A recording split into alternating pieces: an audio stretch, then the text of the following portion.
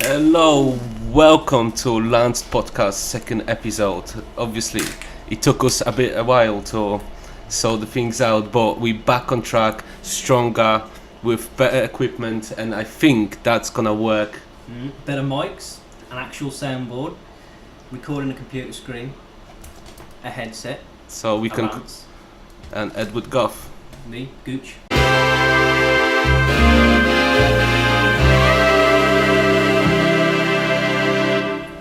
So, obviously it was almost 4 months ago when we met up first time and we Yeah. discussed bits and bobs. Mm-hmm. So, I think like we had the idea earlier, we should discuss about the problems, youth having of our age, Mm-hmm. which is, being envious of others that, they can afford going on holidays and buy fancy stuff, and, well, basically getting into debt, yeah. Debt, basically debt. Yeah, and there's a loads of companies, I'm not gonna name them, which they claiming that you have to build your credit score, but it's not true, because to get your credit score right, you just have to get your bank account, get a job, wait 3 years, and you've got class credit score. You can apply for normal credit cards, not extortionate, APRs and stuff like that, with heavy interest. Like, there's some people out there which, most of their payout, when they're paying out their debts, it's mainly interest, which Yeah. is ridiculous things. But, you can use some shady options such as balance transfers and stuff, so you can get yourself on track easier. Well, what I found when I first was getting a credit card anyway, was a lot of the stuff was all interest, or I was getting a worse credit score because I was getting rejected for credit cards. So then that was negatively affecting my credit score. Meaning I couldn't even get a credit card, and they were still rejecting me, making it worse and worse and worse and worse. Eventually, I had to get like one of these bad credit history or no credit history credit cards to do it. And it basically did say, just pay it off within the month, and everything will be fine. You won't really pay a large amount of interest, but if you don't, then you're fucked. You Yeah. are fucked. And I kind of understood that for a while. Then I needed to buy like a laptop. That was the reason why I got the credit card in the first place, because I needed a new laptop. Spilt water all over my one. Well, beer. Spilt beer all over my first one. So I needed a new one. Brought that. Started to pay it off. Didn't pay it off within the first month. So then it went up to about like £40 interest straight away. And then that started to fuck me over. Yeah. Eventually, I did get it down. I got it down to about £10. I brought a Razer laptop, so it was expensive. It was like £2,000, so I wasn't expected to pay that off straight away. But it fucked me over. That did at the start. And the problem with then, when you've got to pay interest as well as paying off what you've brought, you then end up losing more money of what you actually do have. Yeah. So then stuff like food, petrol, fucking internet bills, phone bills, all that stuff, it gets harder. Then most of the stuff starts to go on the credit card. So you do get into a cycle. It's a vicious circle. Mhm. But like, let's say if you're doing purchases on your credit cards, first 56 days are interest free. So if you pay off within that period, you just that's interest free. Mhm. I understand, when you've got credit card which is like 11% APR, compared to all these companies, for all these people without credit score, which have 40%, which is ridiculous amount. It's okay. I mean, but most people, they don't understand the fact they can do such a thing such as balance transfers to cut that interest. But my advice is for people is just stay away from this sort of companies. Yeah, but it's hard to live within your means nowadays anyway. So credit cards are pretty essential. I see them as essential. I see them as, well, useful tool, but not essential for me, because I always live within my means. Yeah, but take for instance, the other day I had a warning light on my car. It said it needed servicing, and I kept having a warning light about the front light as well. So it needed looking at. I took it to the garage. They had a look at it. Obviously, it's an Audi garage, so it's going to cost more than normal places anyway. But it was like it was like £150 for the service alone. Then for them to look at the light as well, it was £60 just for them to have a look at it. They looked at it all, told me, oh yeah, this is what it is. It's, fuck knows what it was. It was like a loom in the mirror. They looked at it and they said, oh, that's an extra £500. So for me to get that fixed then, obviously it wasn't essential, but if it was an essential part for my car, I can't just take £500 out of my debit card. I'd be fucked. Of course. So a credit card is then an essential because I need my car to get to and from work, which is then gets me the money to pay off my credit cards. Well, for instance, yeah, I'm on about the same money as you are. You know, we're making same money, but Yeah. I've got for instance, you know, I ain't got that overhead you have. For instance, yeah, like you've got car which you have to pay. You know, you have to pay your bills and stuff. But for example, yeah, I've got a house, you know, which I have to pay. And when I sat down actually and put all the expenses together, which you know are very toxic, you know, when it comes to because I spend loads of money on fast food, and Same. you know, coming to conclusion that I wouldn't be able to afford a car, even if I would. That's why I'm forced to get on the bus every day. Yeah, but I mean, some people generally need a car though. I mean, because if you don't live too far away from where you work, so it's not too hard for you to get a bus in the morning, stuff like that. Some people live miles and miles away. Some people live by me, but they work like in Warwick, which is further than just past Birmingham. So for them, getting a train, getting a bus, it's just too long. They're getting up too early. Yeah. So it does eventually save them time and money. It does, yeah. So, but obviously paying off a house and stuff is expensive. But they do stuff as well like finance, and you can get back. Well, often was the best was a bank loan. I looked at financing and stuff like that. They'll give me finance, but I'd be paying like £2,000 extra. And I just thought there's no point me paying for, let's say, a £10,000 car and then actually paying £12,000 in total. So I looked instead, paid off the deposit, then got a bank loan instead. Worked out cheaper. I'm only paying about an extra £250 then, as long as I keep the payments up. So I've saved myself paying an extra £2,000 for the finance. So for me, the finance is a hell of a lot of a worse situation to have. For example, from my perspective, it's not about driving a fancy car and stuff, because for me it's a tool to get in from point A to B, and I could even drive a car for £500. But the problem for me, it would be keep up with insurance and tax, petrol, and what if something fucking fucks up?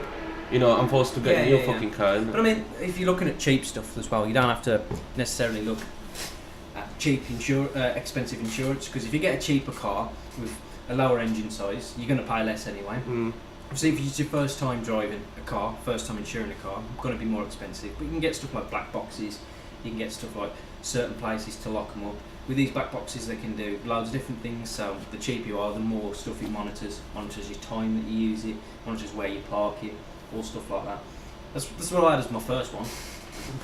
For instance, that surveillance, I wouldn't be able to keep up that with with a mindset that somebody watching me. They're not watching you, it just stores a report, and then you go onto like your dashboard, let's say on a website, and it just says you drove from 9 o'clock till 9:30.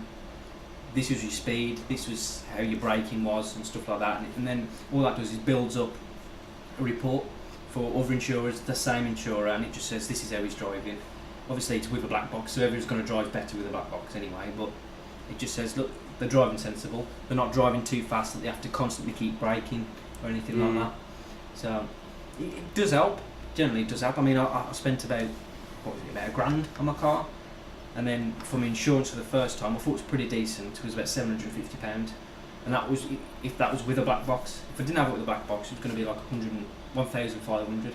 So it makes a hell of a lot of difference. You just forced for the first 2 years to get that thing, to keep you going, until you get yourself discounts on non-claims and stuff.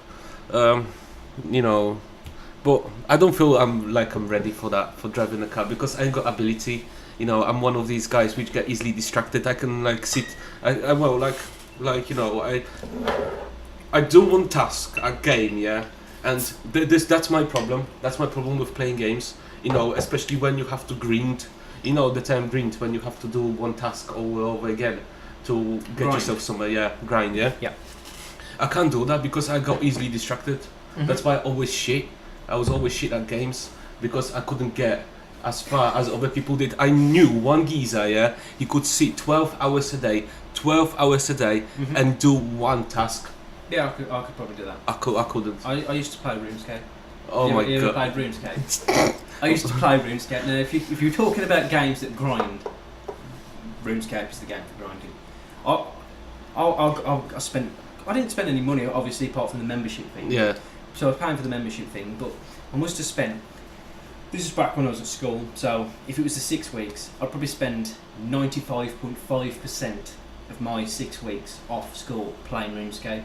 And I didn't. I was just focusing on fishing, the skill fishing, because I thought, you know what? I'll fish. I'll get my fishing skill up. I'll get loads of fish, and eventually I'll just sell the entirety of my bank, flip it basically, and then with that money buy something else, and I'll start flipping, get loads of money. Then my account will just be like fucking. It'll be mad shit.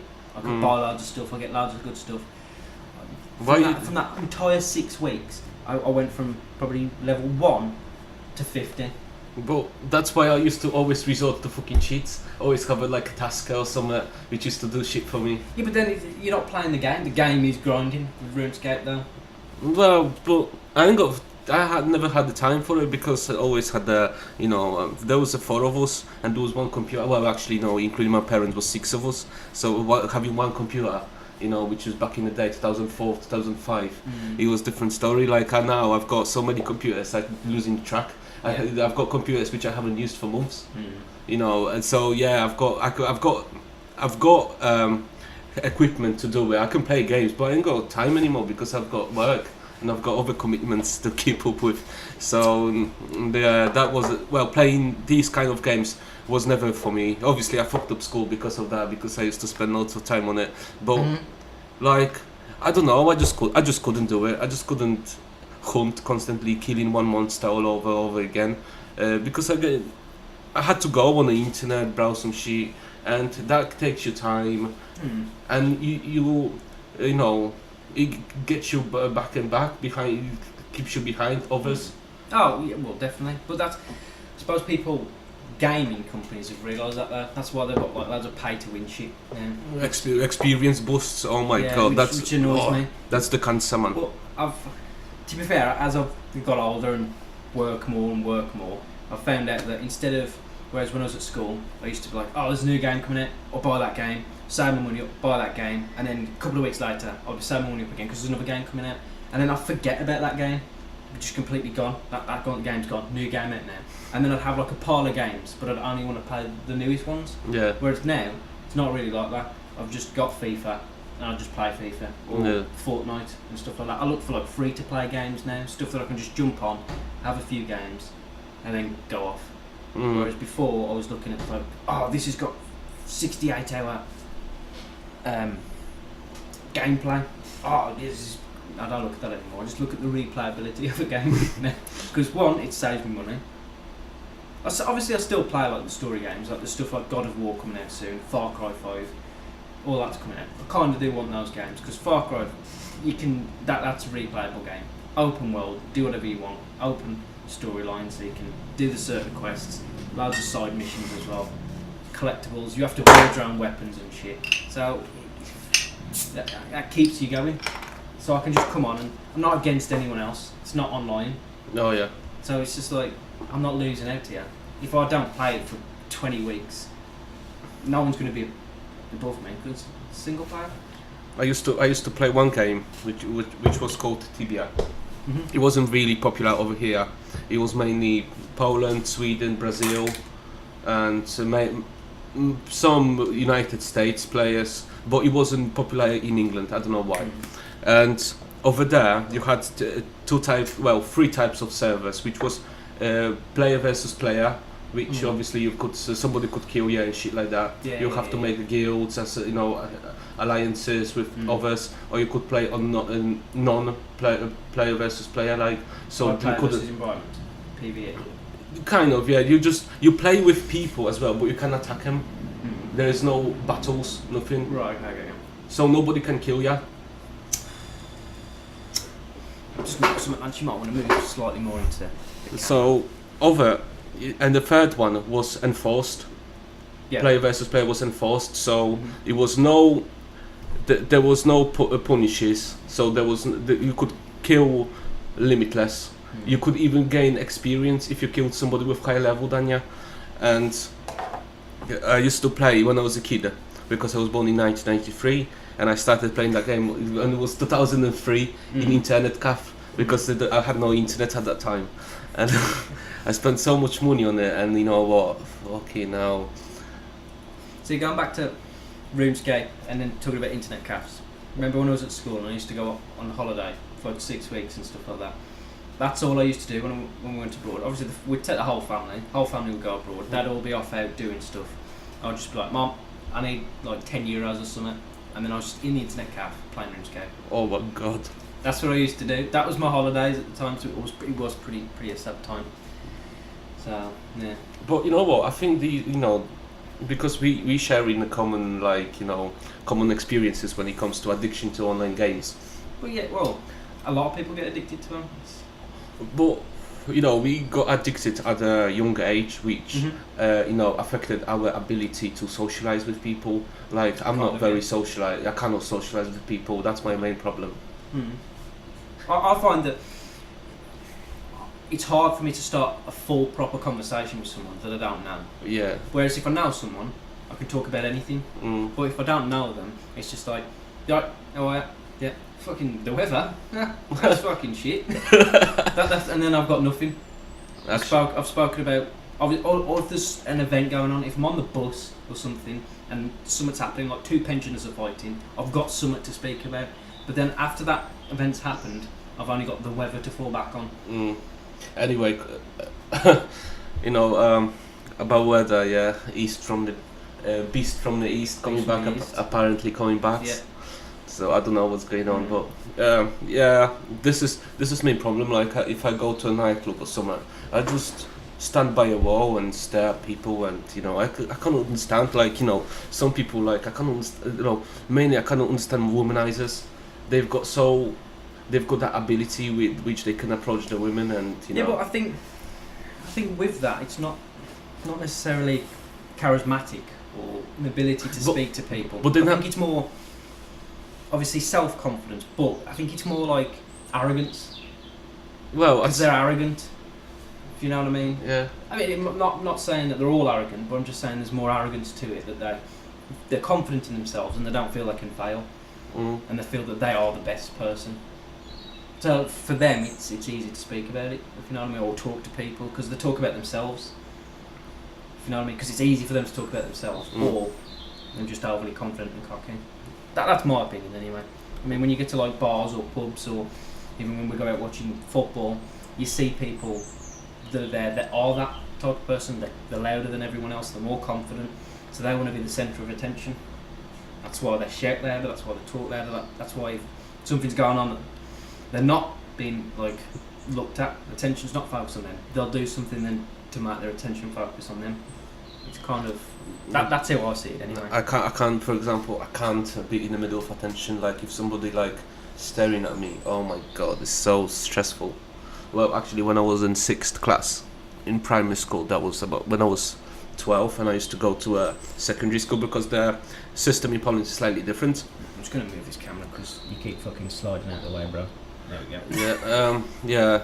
When I used to be in a 6th class in a music lesson, because we had like shit like maths, Polish, English, music, art, some basic stuff. Yeah. There was like a art performance at the end of the year when we our group left the school, so there was like a task in the class that we will have a sample of a text, and you have to sing it. So I sang it. You have to sing it. Yeah, and I sang it. Yeah, and I fucking got chosen. So I mean, I don't like to be the centre of attention and stuff like that, but I kind of enjoyed stuff like that at school because it was like my time to play up, if you know what I mean, and stuff like that. I kind of like that stuff. Obviously, if it's in front of the whole school, if it's in front of the whole year, different story. If it's in front of the whole class, it's not so bad because the majority of the people anyway. Yeah, they're in your class. Yeah, and if I don't know if you did have the same over in Poland, but you have like a tutor group. So all of those, the start of the day, you go to the tutor room. It's basically just like a DOS for 15 minutes, 20 minutes, where you just sit there, talk to people. Your tutor comes in, takes the register, does that. They say this is the time to do all your homework if you forgot about it, or do any lesson work that you need to do that you haven't done. Finish that, then you'd actually get to your proper lessons. But there was like science, RE, and citizenship, which were all you tutor for. And it wasn't you're better than these, so you're in a better class or anything like that. So you kind of knew them, so it didn't make a difference. You could just you could piss about as much as you wanted. You are, and that's fine. But when it's in like a large amount of people that some of them you don't know, then all of a sudden it fucks me over. If I know every single person in the crowd, I'm fine. But if there's one person that I don't know, it just fucks it all over. Well, that task was in front of the class, so yeah, I was chosen, yeah, and I was chosen to sing at that final event Nah, I in couldn't sing. front of all teachers from the school, head teacher and all pupils, every single one. And you did it. It's like 500 people and the parents. Did you do it? I did. Was it beautiful? And I was very anxious, but I couldn't sing. I've never sang in front of anyone. The only time I sing is in the car on my own, at home on my own, or in the shower. Especially in the shower, because I've got like a more bassier voice, so I can definitely sing like more country kind of thing. So if I'm just thinking, I heard this country song the other day, I've got a bassy voice, so I can sound like Johnny Cash in the shower or something like that. So it's okay there. You know what I mean? well, But I don't think I've ever sang in front of people. Not properly anyway. I make stupid lyrics up to songs in front of people. Because then it's like a joke. It's like, I ain't trying then. So if I fail, it's fine. You know what I mean? But if I'm singing properly and then someone goes, you sing shit, mate. Then it's like, well, I was trying, bro. but for example, you've got these programs like Britain's Got Talent and stuff like that. Yeah, but they're just stupid And, programs. but if you look, what type of people go in there, it's just ridiculous. Yeah, but the problem I have with shows like that is that obviously the music they sing is what I call kiddie pop. I call it kiddie pop. People might like it, people might not like it, but it's like mainstream music that's all this new stuff. But I don't like that type of music. I like rock music, I like punk rock music, country music, or even like 60s, 70s and 80s music is the kind of the stuff that I like. Yeah. But it seems like, I have watched it on occasion, because if I go around to like see the family or anything like that, or go to my dad's to see the family, they normally they're like religiously watch like Britain's Got Talent, X Factor. They're like, oh, it's starting, everyone fucking drop what you're doing, we're watching this now. It's just, and you just watch them, and people you see, you're like, come on, these are good singers, but they're singing like music that's not popular, and then they don't get the votes. It's just like, you either got to be really shit but funny, and they'll keep you on, or you just got to be good at singing but just sing the mainstream music. And it just seems a con. Well, But this is what speaks to masses. That's the thing. This is what they're selling the best. Obviously, it's nobody's gonna be like one of these Simon Cowell, whatever. Simon Cowell. Yeah, Simon Cowell. What was his name? Simon Cowell. Yeah, You just said it. Yeah, so he's one of these guys which he makes the profit on these kind of kiddie pops. He's just taking he's just a basically middleman. Mm-hmm. Well, I've never really understood what he actually did. I know that he's in the music industry and he does loads of stuff like that. I've never really understood what he did. He's more like a promoter. Yeah, it seems like he is, because like people. I'm assuming he's got like a record label or something. He must have something like that. I'm not sure, but he was, for instance, he was the man who created One Direction. Was it? Yeah. Well, I don't like him even more now. He did, yeah. That was actually him who. I think, I'm not sure what that happened, but there was a kind of task where all the contestants had to get into a group. Mm-hmm. Like a groups of 4 or 5, to make some song, and these geezers were picked up by the Simon, and you know he fucking made them. See, to me, I don't really, unless I have to, or unless someone else has put it on, I don't watch like Britain's Got Talent, X Factor, and all that. But I do like, not really any British TV, but like American TV, like stuff like that, like stuff to do with like either dating or something like that, because it's just cringy, and I love watching it. And there's a video I've got to show you of it, if I can find it. It's cringy as anything. It's like a 40-year-old virgin who's never like had a girlfriend or anything like that. And I think his name's like fucking, I don't know, fucking something stupid like Scrappy or something like that. Fucking, and he's got these T-shirts that are just like, I'm a 40-year-old virgin, fucking, and stuff like that. It's just, well, why do you? It's just cringy, and that's the type of stuff I like, cringy stuff. Like there was one in America, can't remember what it's called, quite old to be fair, and they did it. It was like Britain's Got Talent. So they auditioned people to so they can sing and stuff like that. And then there was 2 finalists, and what they didn't tell him was it was just a whole joke that they couldn't actually sing. They were shit and everything like that, and they were just making fun of them. And the worst thing about it is they told the audience that these were like cancer survivors or people that were going to die from cancer. So they just wanted to be singers or be famous. So the crowd were like with them, they were cheering for them, even though they were completely shit. Right at the end, they announced the winner, and then it's like, but no, you're actually shit. Let's have a look at your highlights. And they just showed like a shit reel and all this stuff. And it's just, that's the type of stuff I like. It's cringy, it's funny, and it's like someone else is the joke of it. Oh my god. That's the type. I'm gonna try and find this video for you, man. But what about these? You heard about this Japanese program, that reality show where they looked up a guy for like 10 years. They locked up a guy for 10 years? Yeah, like, you know, and he was forced to participate in some stand-ups and stuff like that. But let's check that. Yeah, I'm going to try and find this. I can't remember what his name was. He's like fucking Scrappy or something like that. Well, that ain't it. He's like fucking... That's not gonna cut it, is it? Nah. I'll tell you what I do want to... While we've broken the conversation here, would just like to point out that the last time I didn't mention this, we do have a Patreon page. All this stuff that we brought, including the Coors Lights and all that. So sponsor Coors Light, by the way.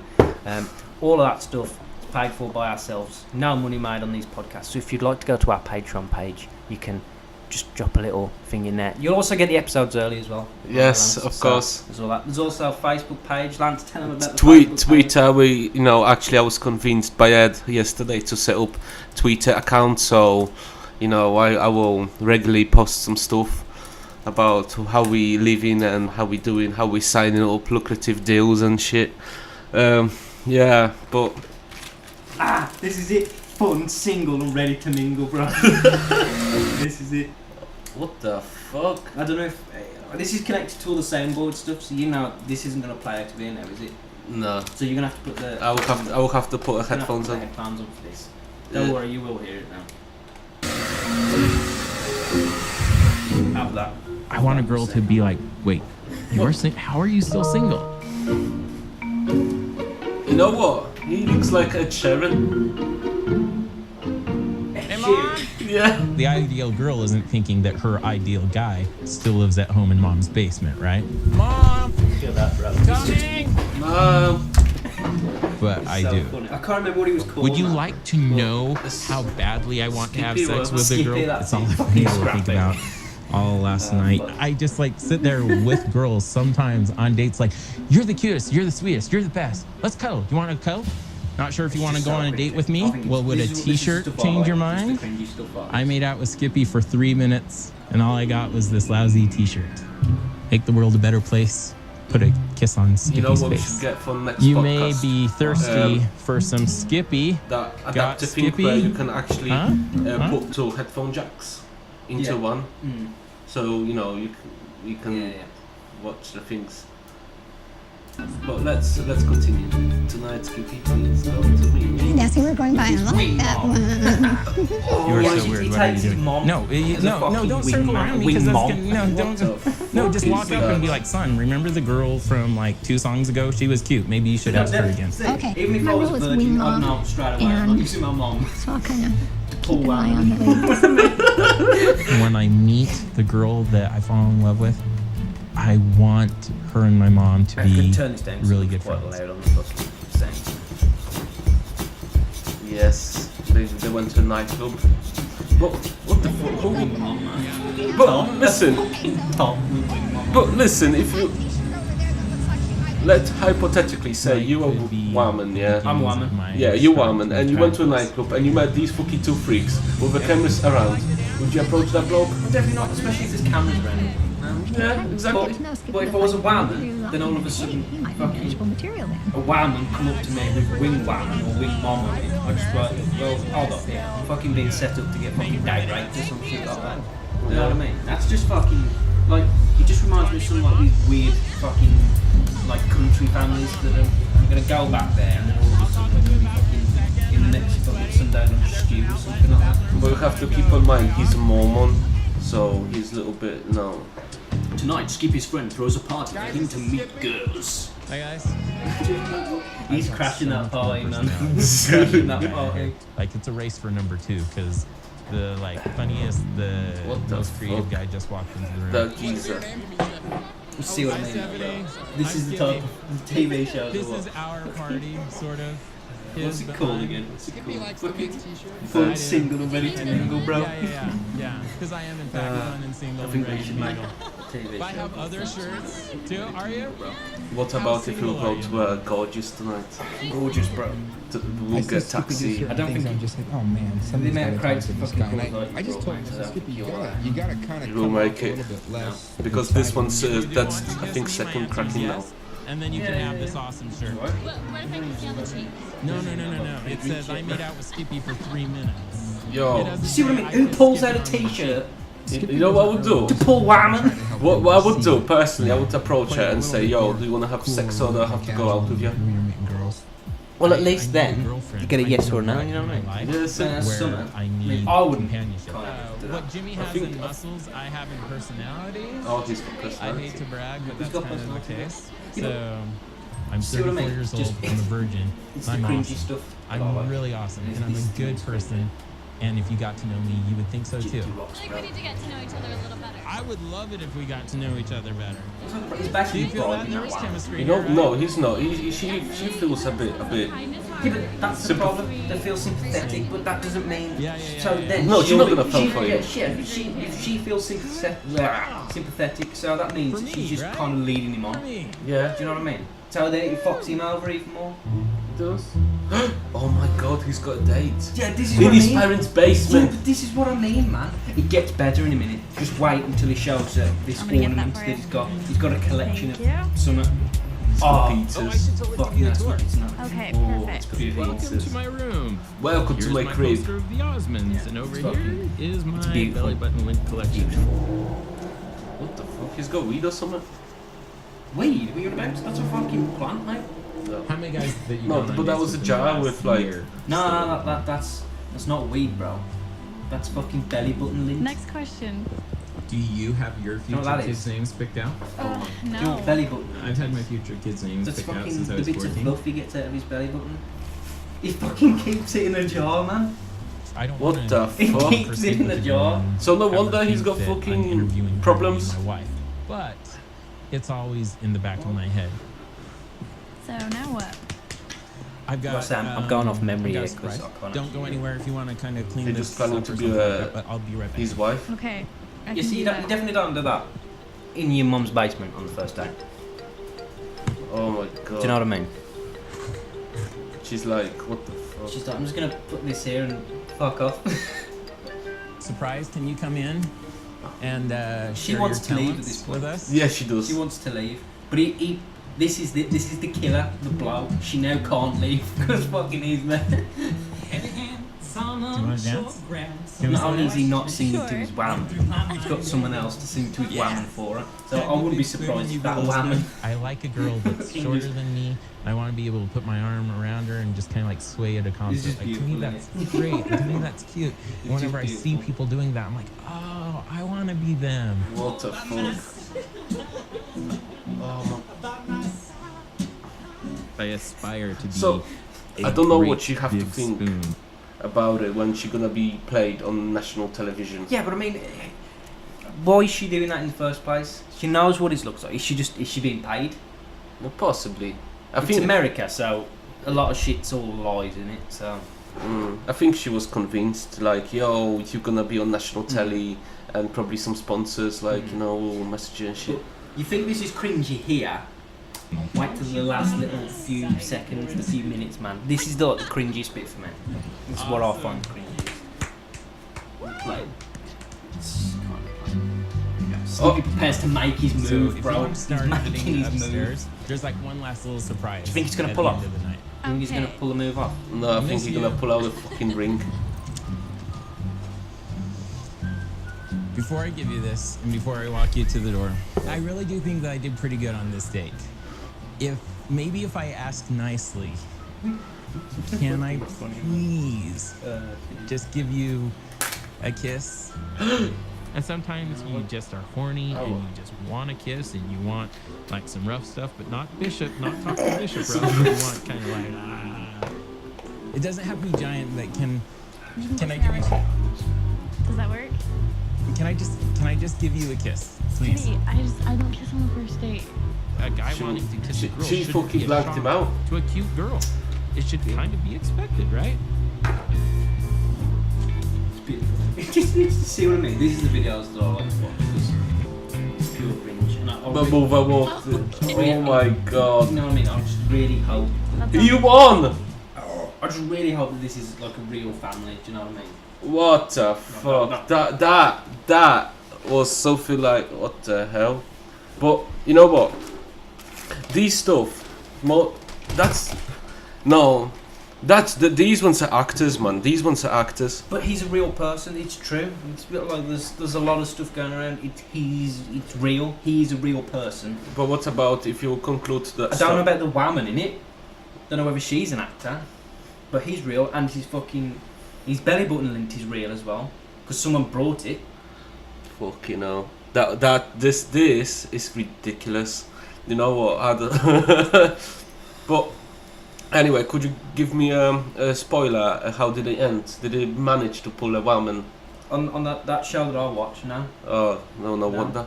But he's from that he's quite like popular now. He's been on loads of YouTubers channels. Loads of people have done like cringe reaction channels. Oh shit. So that's kind of like a cringe reaction right there. So you've just added to that on YouTube. You know what I mean? Well, You know, something I wanted to moan about as well on this podcast is YouTube's fucking. monetizing Yeah. shit. Fuck. So just for like a little bit of a And recap for you, I had a YouTube channel doing like how-to guides, how to like mostly to do with phones or gaming stuff or laptops or anything like that. And I've got about 150 subscribers and roughly about 2,000 hours viewed in total. I was making money, and all of a sudden I'd looked, didn't have the monetization symbols anymore. So I messaged them, told them, and they said, well, your AdSense account, which is what you get paid in, has been moved, has been used on another account or something like that. So I was like, right, okay, cancelled that other account and then made sure it was back on there.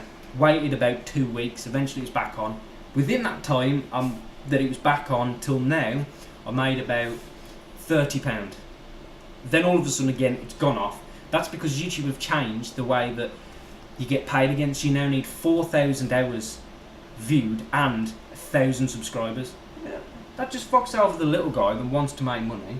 So we can't monetize this podcast No, we on can't. YouTube. We have to use other, like Patreon. That's why we pushed the Patreon today. Yeah. Do you know what I mean? So it just fucks us. It fucks everyone over because you've got these big, massive channels that are making loads of money. They've got these new regulations about ads as well now. So if I say like shit, fist, fuck, and cum, that means automatically we've been demonetized from me just saying that. Yeah.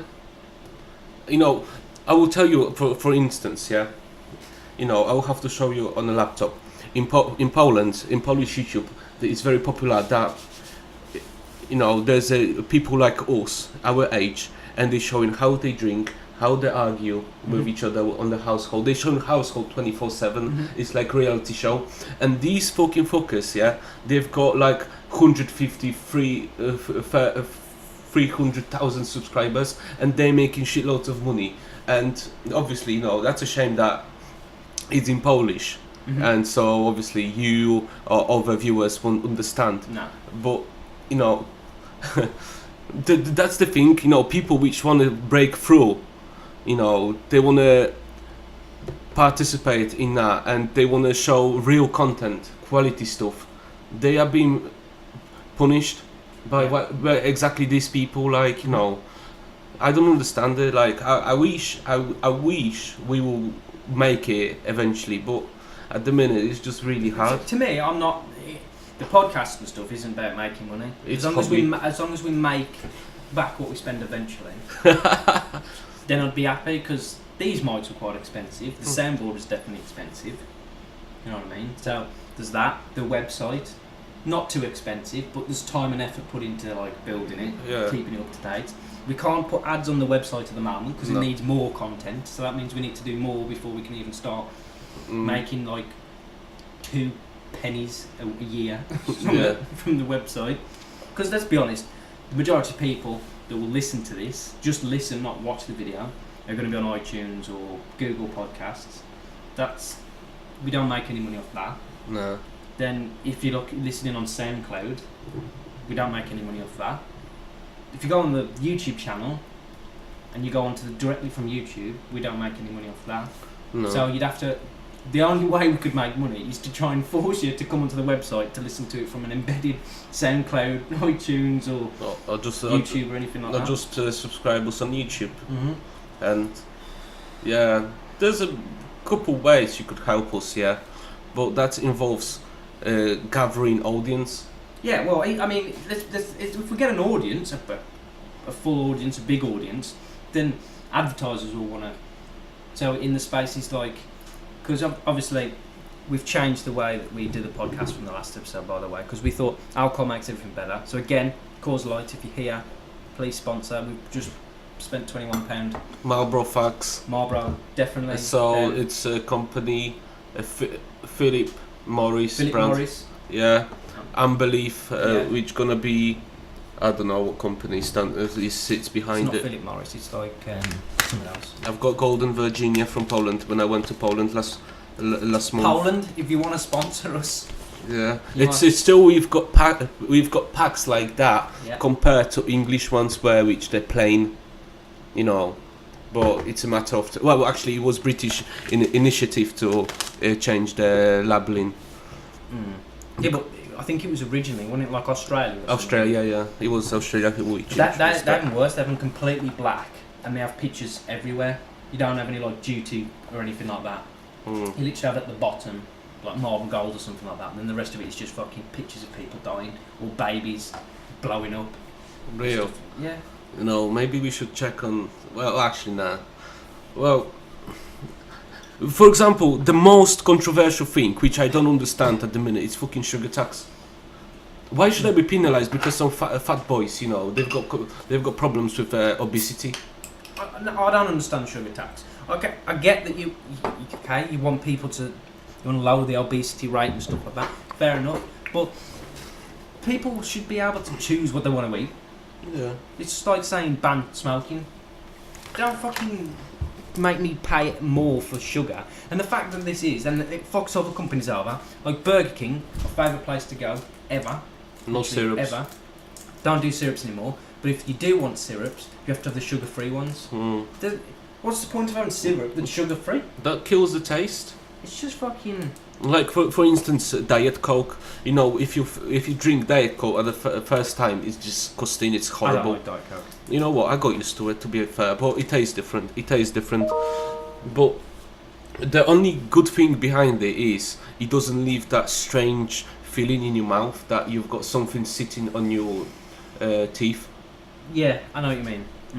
Because sugar, obviously, it's heavily corrosive.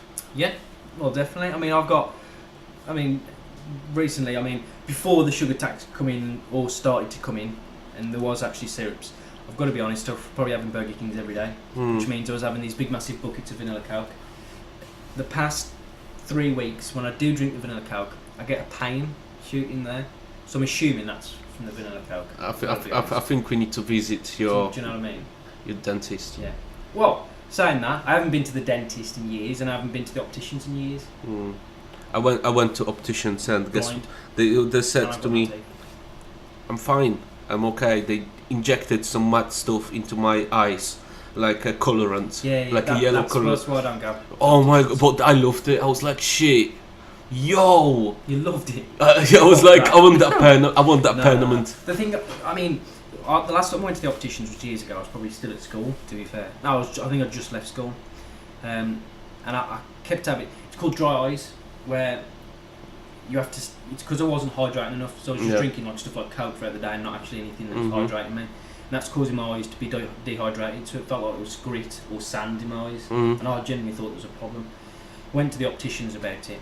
They put this dye in my eyes. That fucked me over. I was like, why do you need to put dye in my eyes?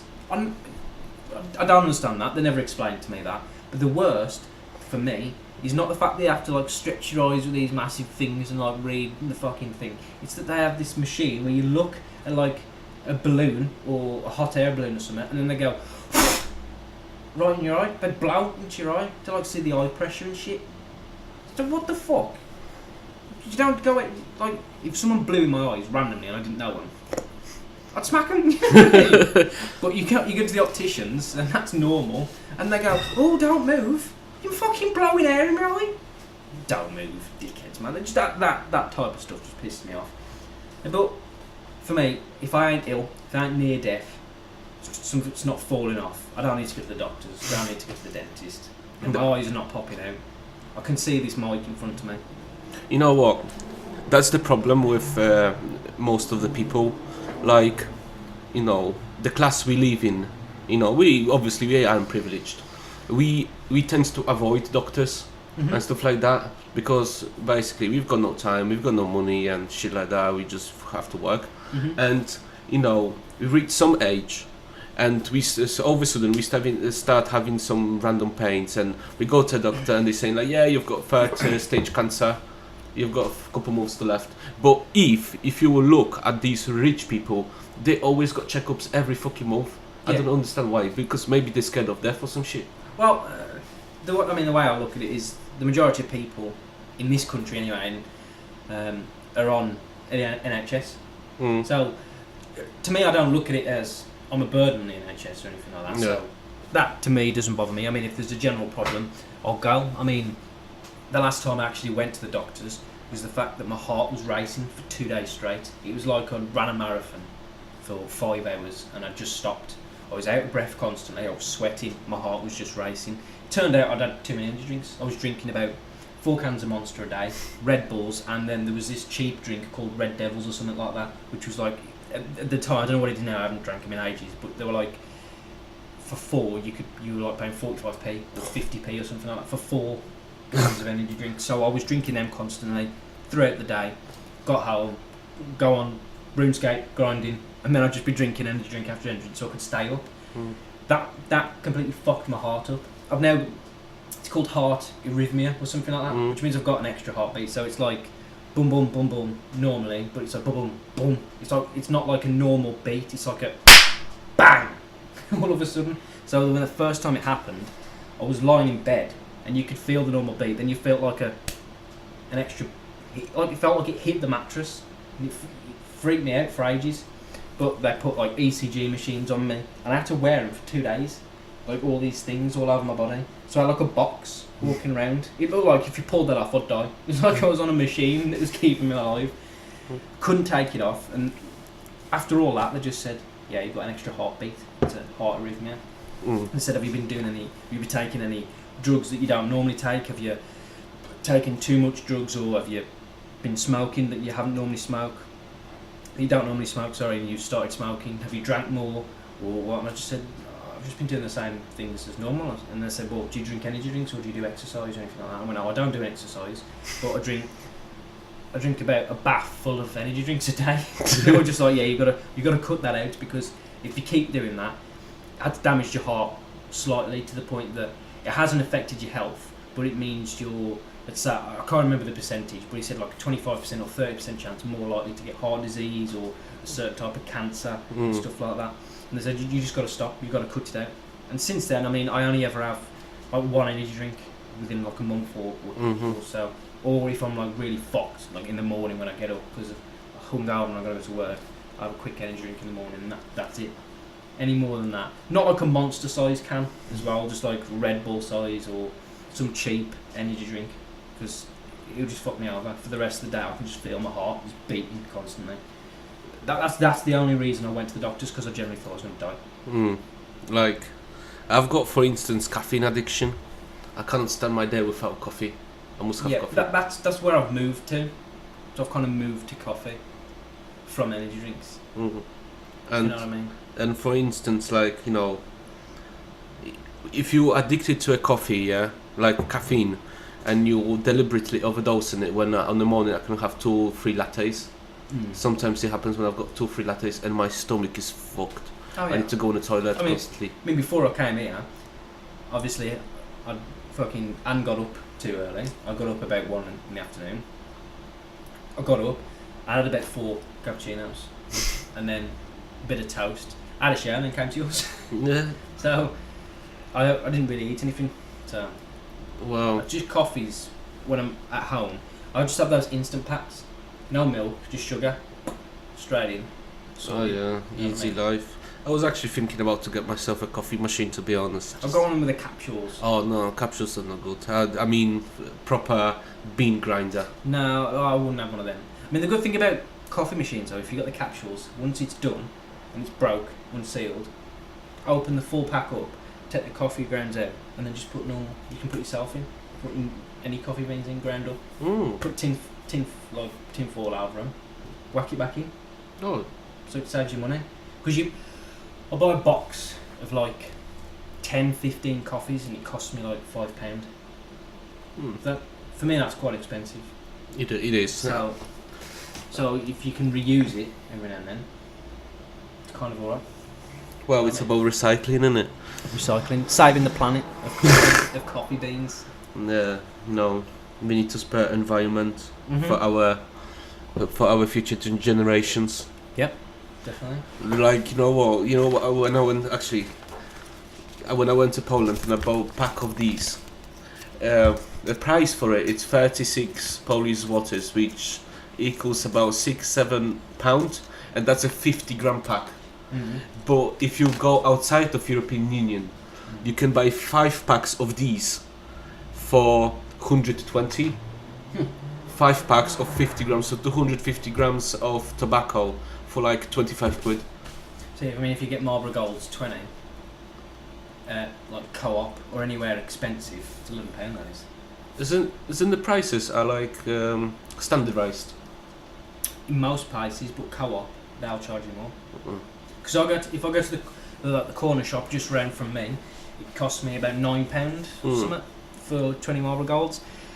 If I go to the Co-op in where I live, it's £11. Well, actually, £11 for 20 fags. I used to buy, before all this new law coming with the changes, before if I was skint, didn't have any money for the rest of the month. Tens. I used to, I didn't used to have tens. I used to have Chesterfield Reds, because king sized and super kings 20s was the same price. So you could just get an extra little bit on each fag for the same price. like How fucking amazing is that? in Poland, you've got, for example, 2 size of Marlboros. So you've got normal Marlboro, like normal size of fag, and you've got like King size and super kings. super kings, like they're called hundreds, and they're like extremely long. You know, they're like fucking extra 1/3 of a cigarette. You know, I will actually. What I'm gonna do, I'm gonna. So okay, let's say that's supposedly a king size. Then super king is probably like about that much more, not a lot more. Yeah, let me have a look. Obviously, we're not gonna. I don't do it on here. Well, yeah, we have to capture. You have to capture it. Yeah, We've got we it set up on my laptop, not his. So.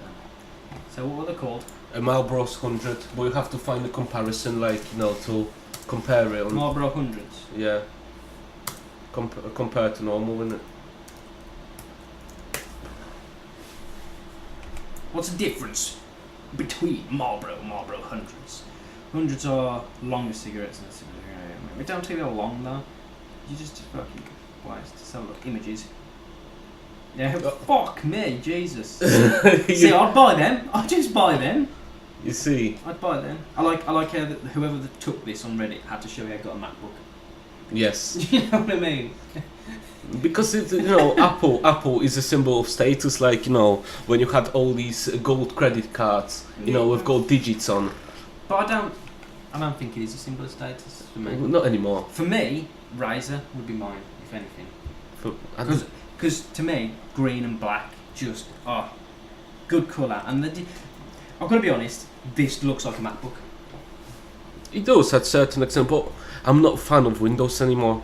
I prefer. I've got to be honest. When I brought my very first laptop, very first one, my mum said to me, because I was using a office computer, so she said to me, whatever you want to spend, you save up half, I'll put the other half on. Basically, she wanted to fob me off because I was constantly on her computer, fucking playing RuneScape or something like that. And she wanted to play like online poker or actually do work. So we went to PC World. I remember it fucking. I'd researched for ages, and I was like, I want a MacBook. I want a MacBook or an iMac. They look sexy, mum. So she was like, why do you want them? They're too expensive. You could just get like this laptop. It's like £300, and you can do the same things. But we can't, mum. It can't do the same things. Has it got macOS on there? And she's like, well, I don't know what the difference is. So we went into PC World, and it's got like the Apple Store built in. Yeah. So we went there, and then my mum came up, went to speak to the guy, and said, she said, my son's looking for like an iMac or a MacBook, but we don't want to spend too much money because obviously they're expensive. She's like, so what can you recommend? And he started saying some stuff, and I was like, well, he's wrong here. I was like, so I started telling him stuff. And then I started explaining to him why I needed that and what all the specs were of this device and why I needed it. And he just looked at me as if I'd just shit on his kids or something. Because I was just like, no, look, mate, you're trying to sell me an iMac, which is worth $2,000, when I only want a MacBook, which is worth this because of these specs and stuff like that. Plus, you're wrong on the specs of the iMac. So look, I did my research. Eventually brought, you know, the white plastic ones. Yeah, 2008. I brought one of those. Brought one of them. Fucking loved it. It was beautiful. Had it for about 3 years, 2-3 years. The only problem I had with it was when it got older, it got hot. It started to run really hot, and because it was plastic, I got a bit concerned. Like if the fan's blown out such heat that it's nearly burning my lap at times. Like for instance, that was around about the time that Minecraft came out.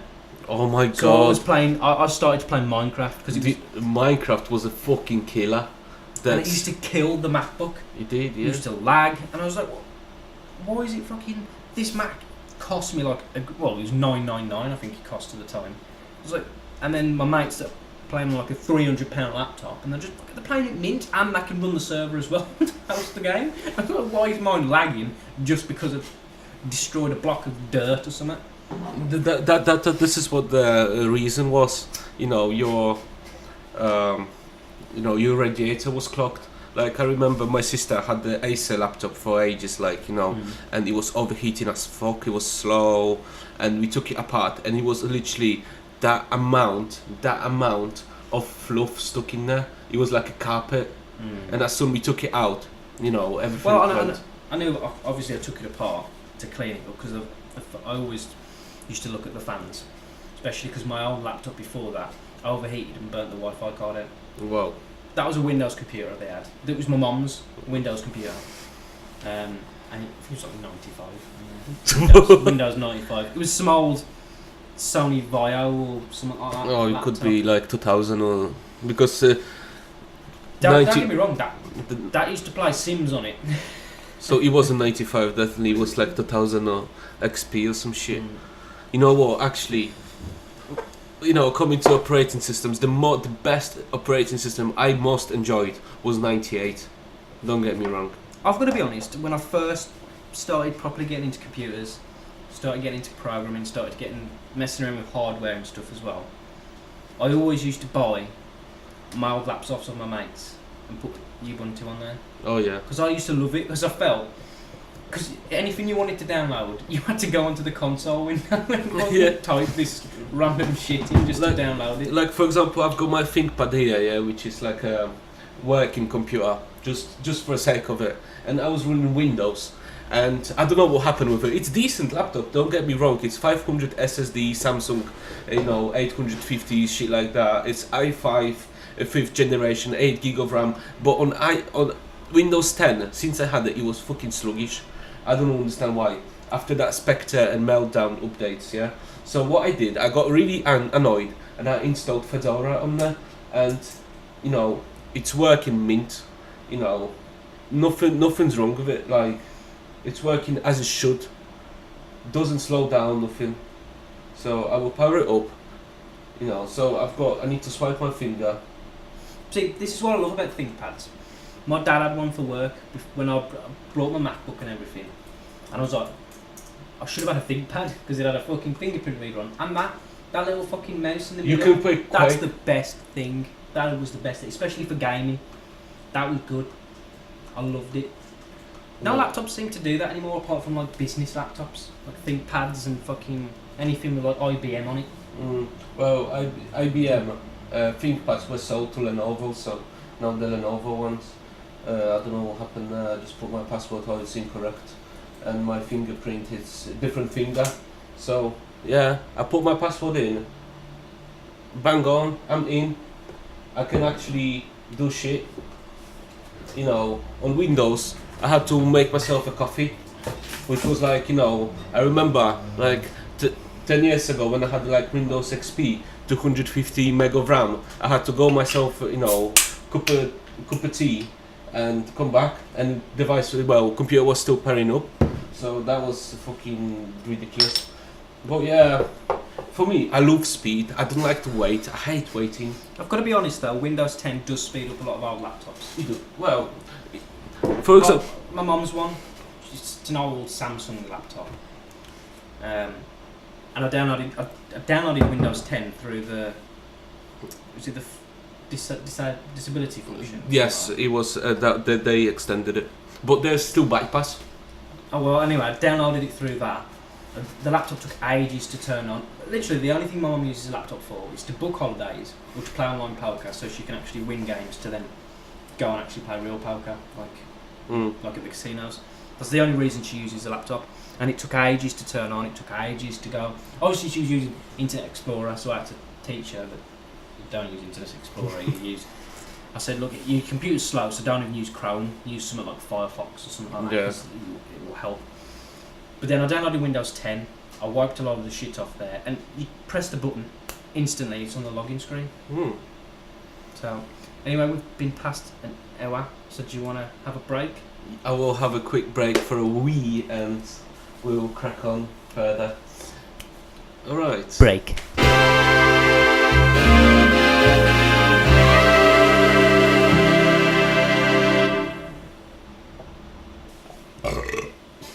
Bang! Welcome back, ladies and gentlemen. Yeah, quick break. We had a technical issue as well. Someone muted the mic, so hopefully, they ain't fucked us out. I think it was automatic because this. He went quiet. Well, if for example you don't do anything, there's no activity. Microphones in modern systems, they just tend to silence themselves. Yeah. So anyway, while we're back, best time to start it, man.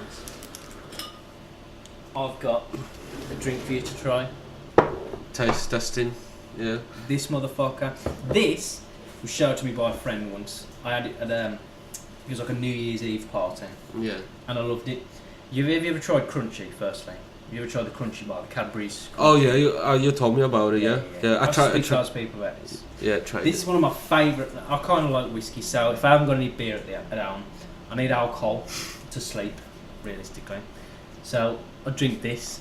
So no one else, apart from the guy that gave it me, that I know has tried this whiskey. Is it Have a quick smell of that. Is it aged or? I'll only give you a little bit. So how do you drink it? Yeah. with your lips, bro. That's a meme. Close your lips. Close lips, bro. Okay. So right then, Lance, try that then on camera. On camera, See yeah. what you think. Some people might not like it. I love it. I can't drink too much of it because it's too sweet at times. But I think it's as whiskey, it kind of like kills that hit at the back of the throat sometimes.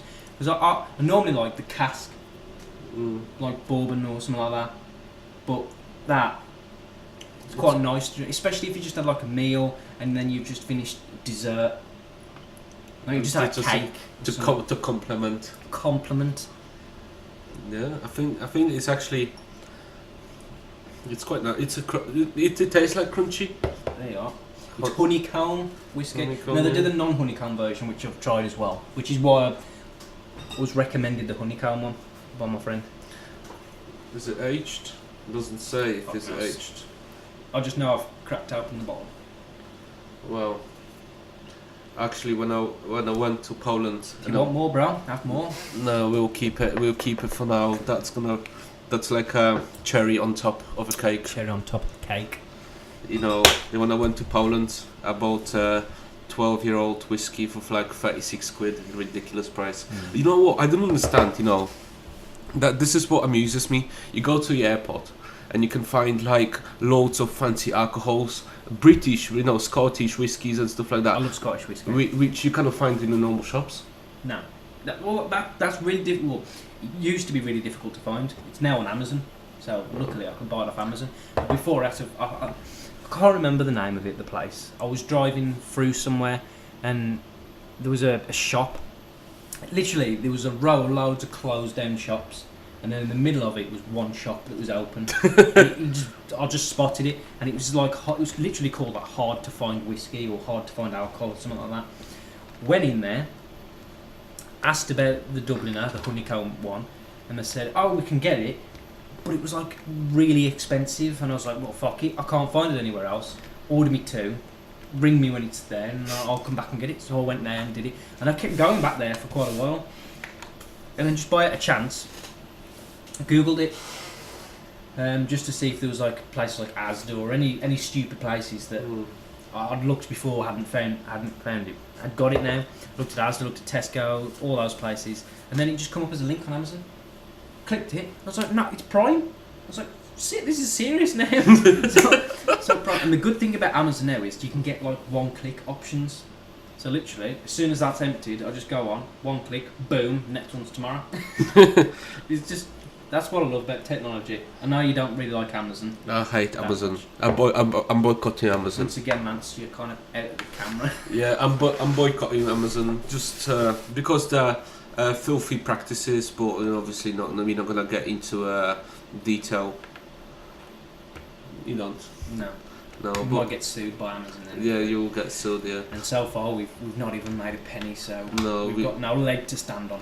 No, I will have to remortgage my penthouse. Yeah. No, actually, Penthouse. I'll have to fucking sell it. I will have to sell it, get the money out of it, and pay back, and I'll have to still work 300 years to pay back the, the settling amount. Anyway, so I wanted to speak to Lance and to the audience here today because Lance went to his first ever football game the other day. This was quite exciting for me. I think it might have been more exciting for me watching you go to the football game than it was for you. But you went and you watched my favourite team, the Wolverhampton Wanderers, if you didn't know. Obviously by the last episode, I think I did wear a Wolves t-shirt. Yes, so. you did. So you might have already guessed that. But Lance went to me and he sat in the main stand, which is my stand that I've always been in, which is the South Bank stand, which is the main singing stand. And I remember once we scored a goal, it was all cheering and singing, I was swearing and throwing around my fists and everything like that. Then I looked around, turned around, and I saw the happiest I've ever saw Lance in my life. So, Lance, elaborate. How was the game? How Emotional. emotional? Yeah. It was like the I don't know. The atmosphere was overwhelming. Mhm. It was like something I haven't experienced for ages, and I've been on 2 games so far. One was a bit shit because I've been sitting in some North Bank and which was really dull and sad. I've got to elaborate that the first game I couldn't get Lance into the South Bank, which was with me. I had to get him into the opposite one, the North Bank, which is a quieter stand. It's normally for the older people or people with families. So it's understandable why it's quieter. But I couldn't get Lance in my stand. Because to be fair, it is mainly season ticket holders that are in my stand. Yeah. Because it's the main stand. Everyone wants to be in it, just for the fact that it's got a lot of history. So it's a lot. It's the same with a lot of English football clubs. That if you go to, I mean, like for instance, I've taught Lance a few of the songs at work. We've got a few Villa fans. Yes. So I've taught Lance a few of the songs towards Villa that the Wolves sing. For instance, if you go to the Villa games, the Villa ground, they've got one, I think it's called like the Holt End, which is basically the South Bank. It's their main stand, it's a singing stand, they're always going up and down. Now I probably might get a lot of hate for this, but the one problem I've got with Villa fans is the fucking flags. They're just waving the flags about and they don't sing, they're just fucking waving the flags about like that. I'm just like, what's the fucking point? At least just you're watching your football team. Your team won't be focusing on the flags. No. They'll be focusing on the game. So if they can hear you singing in the background, that pumps them on. Majority of the time, I think anyway. But anyway, what was your not in the North Bank, in the singing stand? Because I mean, when you finished in the North Bank, you said to me it was too quiet. It was. So I got you in the South Bank, and I've got you in the South Bank again. At some point, haven't I? Oh, yesterday I think. It was yesterday. Good. So I think that's the Derby game. That is going to be should be a good game because Derby are playing very well. What time is the kickoff? I think it's It's a Wednesday game, isn't it? I think so, or a Sunday. It might be a Sunday. Yeah, fucking hell. So either way, you're in the South Bank with me again. So what was it like, South Bank? The singing stand, singing loud, and it was a good atmosphere all the way around the stadium. It was like, but it just next to geezers next to me, they just like they're really noisy and singing constantly, and I was trying to catch up with them, and I just ended up with sore throat. Mm-hmm. I couldn't speak next day. Yeah. Now imagine the majority of the people that are actually shouting at the ref as well. They're shouting at the players that are running down. They're singing all the songs. It's a killer. Your voice will get used to it eventually if you keep going. Damn. You know what? I'm just. I wish I could get a season ticket, but due to time constraints. Yeah, that's the problem. I think with a season ticket, realistically, it's a lot of money to spend. This season, it cost me about £400 for a season ticket in total for the whole year, and I believe next season they've said that they're holding off until to see if we do get in the Premier League, because if we get in the Premier League, they will up the prices of the. Not won't be doubled, but they'll have to adjust it. Yeah. Like you've got all these hardcore. I don't know what the prices are, for instance, like a Chelsea and stuff, which they are. Oh, it's very. It's hardcore. For some games, I mean, for instance, don't quote me on the price, but I think it's like £100 for one game in certain seats in like top teams in the Premier League. But you know what we should get one time? We should go to that executive lounge. Yeah, well, we can. I'm gonna have a quick look now of the prices for the executive lounges and stuff like that. Because me, Lance Hardwood, I need to go to places like that. I need to show off. I need to show that I've got monies, right? He's a businessman. Like today, I was quite busy and I had to sign up some lucrative deals, like I mentioned on Twitter. And follow Lance on Twitter. Yes. What is it? Lance Hardwood. Lance Hardwood underscore. You can follow me as well, and also follow the podcast, Lanced Podcast, on Twitter. Links will be on all the information if you're watching on YouTube. If you just go to the website, Lance-podcast. Lance-podcast.com. There's loads of information there. It's not dash, it's hyphen. Hyphen? Yeah, I call it dash, bro. Oh, it's just dash. Oh, is it? Fuck yeah. It confuses me all the It's time. all aggressive, man. Yeah, it's about £65 for a gold game, which is the most expensive you'll pay. But that's for one game. Plus VAT. Yeah. But it'll be hard to get in there this season, I've got to be honest. Because obviously there's loads of investment happened a lot of sellout crowds this season as well. But you know when you was in the South Bank and you could look at the North Bank, did you see like a row of like seats right next to the that restaurant area, well, the WV1 area, the executive seats? Yeah. They were all empty, weren't they? That's because they automatically assign certain businesses to the seats, Yeah. and if they don't turn up, they just leave them empty, which I think is ridiculous. It's stupid. At least then, just why don't the ground just say to each other, look, we're not coming, you can sell our ticket, or even give it away for half price, Or you could. something like that. Oh. But to be fair, I mean, if we're talking about Wolves, we'll say this season and the new owners, probably the best owners I ever saw at Wolves. They're doing stuff like now if we have to travel far, like when we travel to Swansea and stuff like that, really far to go, especially for like I think it was like a Wednesday game. On a Wednesday, people aren't going to travel to Swansea just to watch a football game because they've got work. It's a 7:45 kick-off. It takes hours to get there, but they offered free travel for any Wolves fan that booked tickets. Really? Yeah, they offered free travel.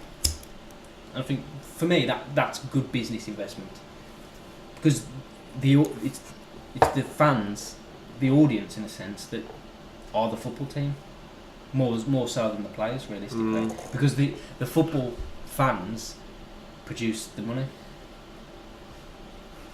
when you think about it. And like look from the other perspective. China itself, it's a communist state with, you know, some system of capitalism, and that's the very strange combination if you look at it, because it's like in 1960s nobody heard about China. China was like, Well, we knew of China, well, obviously, but you know, but it wasn't a major player like it's now. yeah.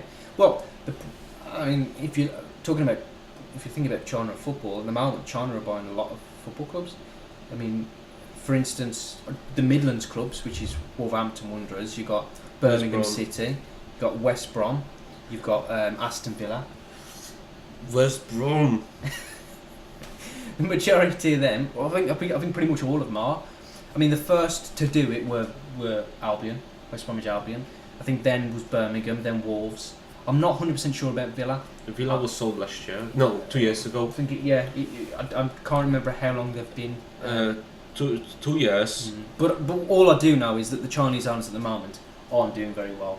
Same as Birmingham City, they aren't doing very well. Well, The difference is in football is that it's not just about buying a club and putting money into it. It's about contacts as well, which is why I think Fosun, who actually do own Wolves, have done quite well, because Fosun own 25% of Porto. of an agent called George Mendes, which is, I think it's like Gestitute or Gestifute or something like that, which is his agency company, who basically own players. He's the agent of players, stuff like Cristiano Ronaldo, Ruben Neves, who we've got for Wolves now. You've got Costa, Helder Costa, Diogo Jota, all of them. He's got some big name players that he deals with. He looks after them and he says, look, it would be in your interest to move to this club. And they own 25% of that company. That helps them massively, because they can say, look, there's a club here in the Championship, but they want to be in the Premier League, and with a lot of backing, they want to earn a lot of money in the Premier League, and they want to be fighting for a European spot, so they want to be in the Champions League as well. And players that are coming from like Portugal, Spain, who want to play in the Premier League, think, well, if I go to the Championship and play in Wolves, then I can actually go into the Premier League next season and play for them. But for example, Premier League, like places like Premier League or Bundesliga, they're the most popular leagues in the whole world. Well, Spanish leagues as well are quite popular. Spanish leagues, it's mainly Barcelona and Madrid. Yeah, that's the problem with a lot of leagues, is they've just got like 2 or 3 teams. I mean, look at Scotland. They've just got like Celtic, realistically. And in my opinion, a lot of managers have failed to realise that Celtic are not a great team compared to English teams. So they look at players that are playing in the Scottish League for Celtic and think, well, he's playing really well, and then they end up buying them, bringing them into an English league, and they just flop. Well, I think, you know, I think even for the sake of it, for a test, Scottish League should be merged, just to check, just to test, They wouldn't want that then. because they will You've lose got to look at Scotland as a whole. Scotland want to be independent. independent as it is anyway. Well, saying that, majority of Scotland apparently voted not to be independent. Well, It was very close. a very narrow vote. It was very narrow. But then again, they're now saying it was they want to do it again. Which, I, to be honest, I try not to get involved in politics and stuff like that. But Well, it just wouldn't work. It just wouldn't work. but concluding to, the problems between England and Scotland is that loads of people which lives in Scotland are closely linked with England due to where they come from and stuff like that. So they wouldn't be detached from their identity. Let's say like Northern Ireland. Northern Ireland the trouble with Northern Ireland is because vast majority of these people are settlers from Scotland and England. That's why we had all these massacres and troubles back in 70s. Yeah, but I mean, if you look at any country, any person, I think that lives in their own country, I think they'd realistically say they want to be independent. Well, it's about. Let's be honest. Obviously, would like to. Everybody would like to be self-sustainable. I mean, me personally, I'm not really bothered because politics doesn't. The only time that politics will grab my focus is when they're trying to push new laws or they're trying to change the way that we live and stuff like that. So, like the new law that was mentioned, that's not guaranteed, or it's just been spoken about, so it's not actually a new law. Is the smoking one? And what I mentioned earlier yeah. is that the fact that Well, they're doing it in New York now. I believe it's been pushed or it's coming in place, which is if you're smoking, you can't walk and smoke, you have to stand still and smoke. And I don't understand that, because if you're outside in the first place, the smoke, majority of the time, the wind's there, it will just blow it away completely. But you have to keep in mind these kind of laws being introduced around the world, which doesn't affect us directly at the minute. It can cause chain reaction, because if they'll say, yeah, it's working in New York, so why are we not going to copy that? Definitely.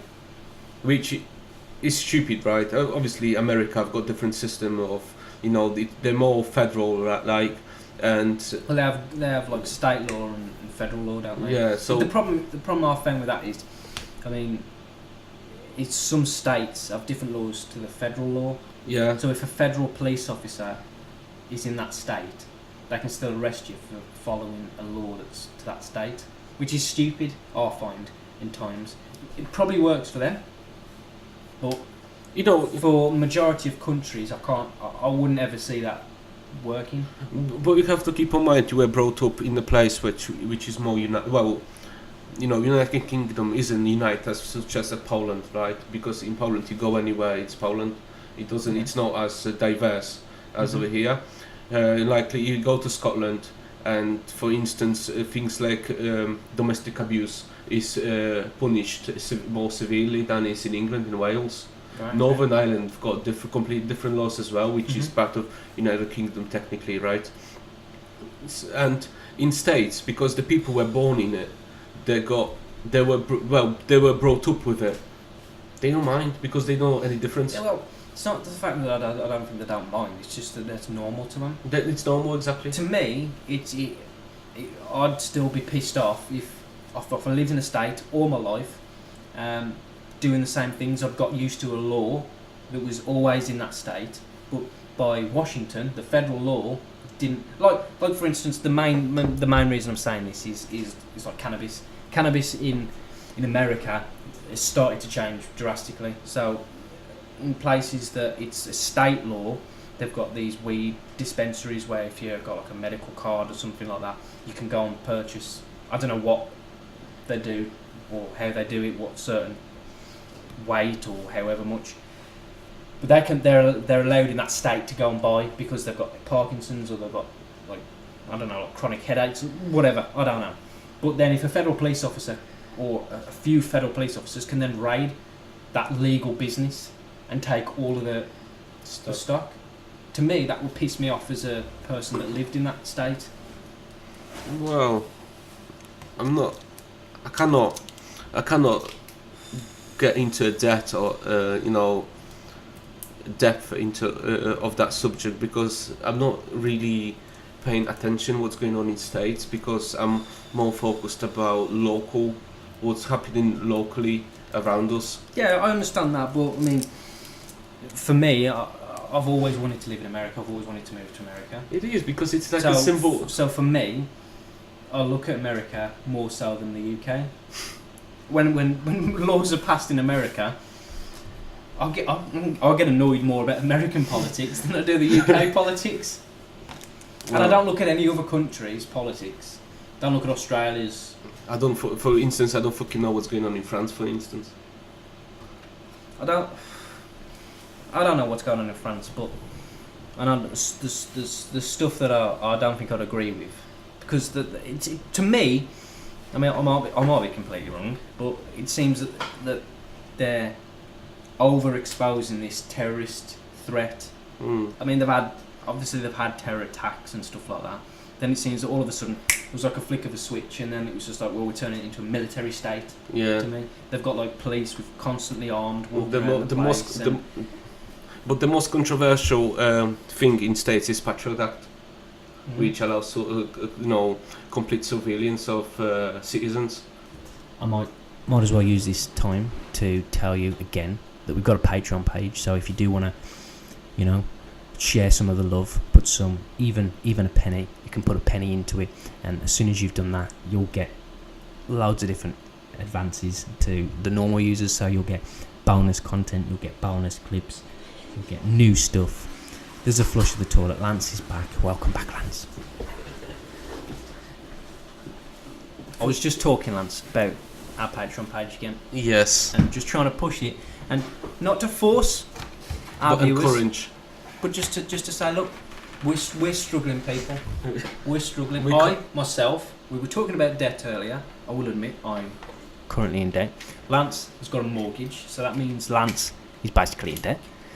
We've brought these with our own money. That means we're out of pocket with all this, but we want to bring you the best content.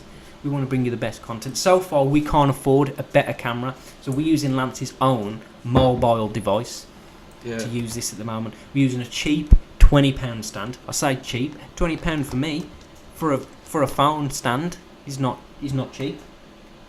Depends You know what I mean? what you're looking at. I'm looking at money. I'm looking at money, and I'm looking at there's £20 gone.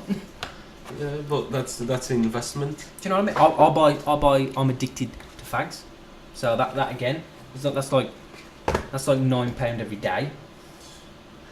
We need to cut that or resort to a backy. This Coors Light again. Coors Light. If you're listening to this, please sponsor. You don't have to give us any money. Just give us Coors Light. We And bought we'll take shitloads. that. We bought shitloads. We brought like 3 crates. Yeah, 36. We were gonna buy 2 because I said 2 would be enough. But Lance, being Lance, found that there was a deal, so we could save £6 if you brought another crate. So we did that instead. So technically, Coors Light, we're buying more of your product. So if you would sponsor us, all we'd want from this podcast is we would advertise your stuff for free. So when Lance goes for a piss, or when I go for a piss, we would sponsor. That would be the time when we would hold up the bottle and we'd say Coors Light, it's beautiful. And the bottle is cold activated, so when it's really cold, the mountains go blue. Is it? Yeah. It's amazing. It's amazing, Coors Light. So please sponsor Coors Light if you want to. All you got to do is, like, once a month, send us quite a few crates of Coors Light. I live off this stuff. This is in my bloodstream 24/7. So for me, that's something. But if Coors Light doesn't want to get involved, Bud Light, I'm speaking to you now. If you want to sponsor instead, we will also not. Let's say this is Bud Light now, and this is the can of Bud Light. We would also like to offer you the chance to sponsor us. So we'd hold up that and say, this can, when it's cold, it feels cold, and we'll sell that shit. Yeah, So once again, Patreon page. If you want to put any money into the Patreon page, you don't even need to put in that much. You could put like 10p in or something like that. But then once you've done that, That means that you'll get the episodes early. You also get bonus content, and if we eventually Behind get the scenes. behind the scenes, we can do stuff like that. But it also means as well that if we get to our first goal, that means that there's a lot of stuff. So I'm gonna take it over to Lance now while I bring up the Patreon page on here, and I'm gonna read out some of our goals for the Patreon people. Yeah, man.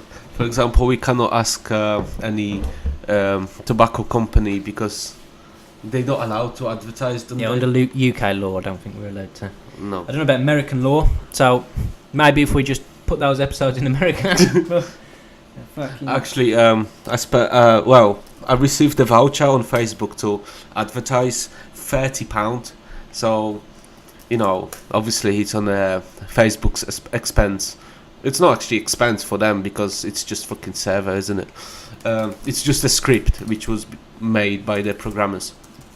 But we trying like we said earlier, we're trying to encourage people to listen to some niche podcasts and stuff, which is one of ours, and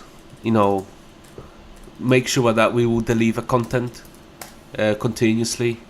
So that's why we're asking for your support. Yeah, we want to be more active as well. So the more our audience get involved with us, so we've got Facebook page, we've got Twitter. You can talk to us personally, or you can talk to the Twitter page itself. Ask us questions, talk about topics that you'd like us to speak about. Ask us questions, personal questions. I don't care if it's gonna give me more views, then I'll do anything. You know what? I'll just not show my bollocks on. You know what? But next time, if for example we had more audience, right, we could set up like a direct line. You can call us. Yeah, we'll get a SIM only thing, and you can just phone us, and we'll do live on air talks as well. We'll go live on Twitch as well. It's something we've wanted to do. So anyway, while I'm here, I've got the page up.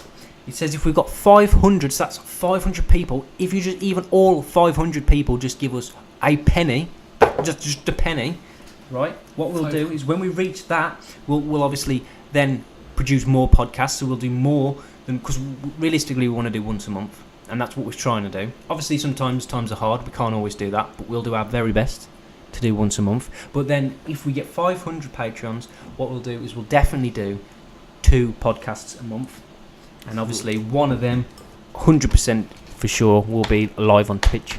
You know what, if for instance, if I fucking broke through, let's say we've got loads of people, I'm quitting my job, setting up proper studio, and we just delivering the content every week. Be serious. So we'll have guests then as well. Guests. If you want to be a part of the Lance podcast and you want to be a guest, don't hesitate to ask.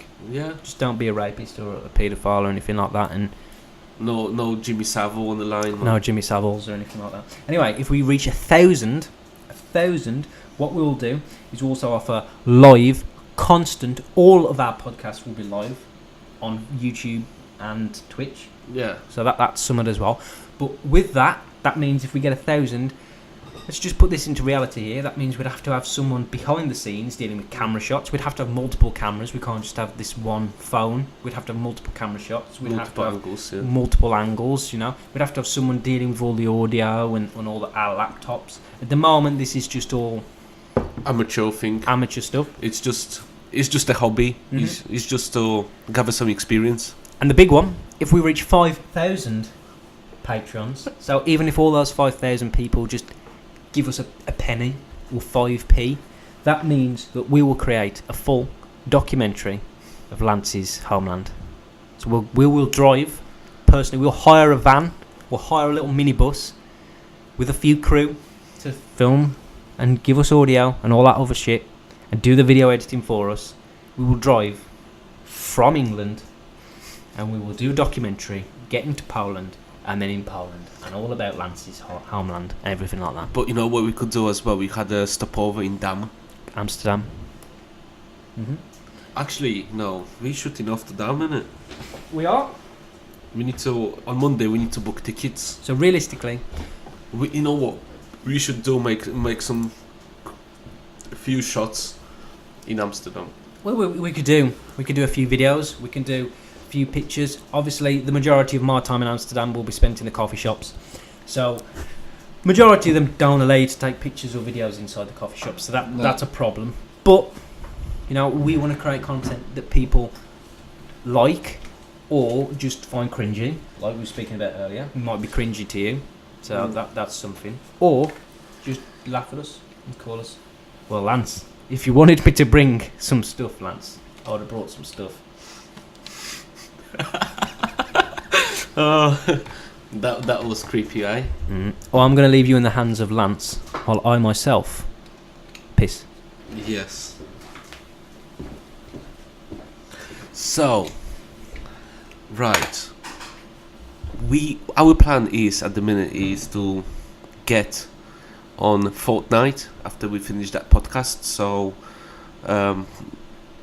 we could maybe next time deliver live stream when we play together, and yeah, we will see how it goes. But at the minute, we drank maybe 4 or 5 bottles of Coors Light, and I think that should be enough to get enough pissed, right?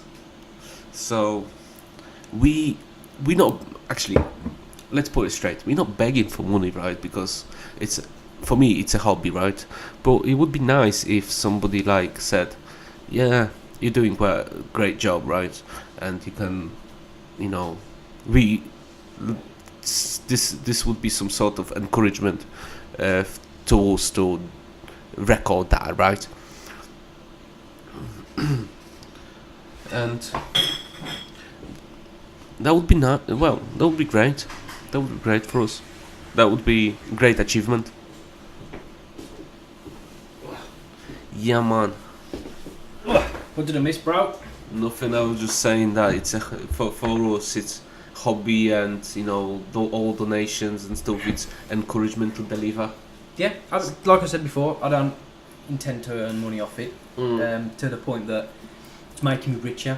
I just want to, realistically, make the money back that we've spent, and then going forward, then any money that goes in to the podcast extra will then be put more into the podcast, more into creating other stuff. So saying that, if there is questions, like I've said before, if there's questions that you want us to answer, if there is any topics you want us to speak about on the podcast, we'll do. If there's any other content that you want us to do as well, we'll do that, or we'll look into doing that for you as well. I know later on, I mean, I've come here today to Lance's penthouse today, and I've brought my PlayStation with me. I've brought a monitor with me as well.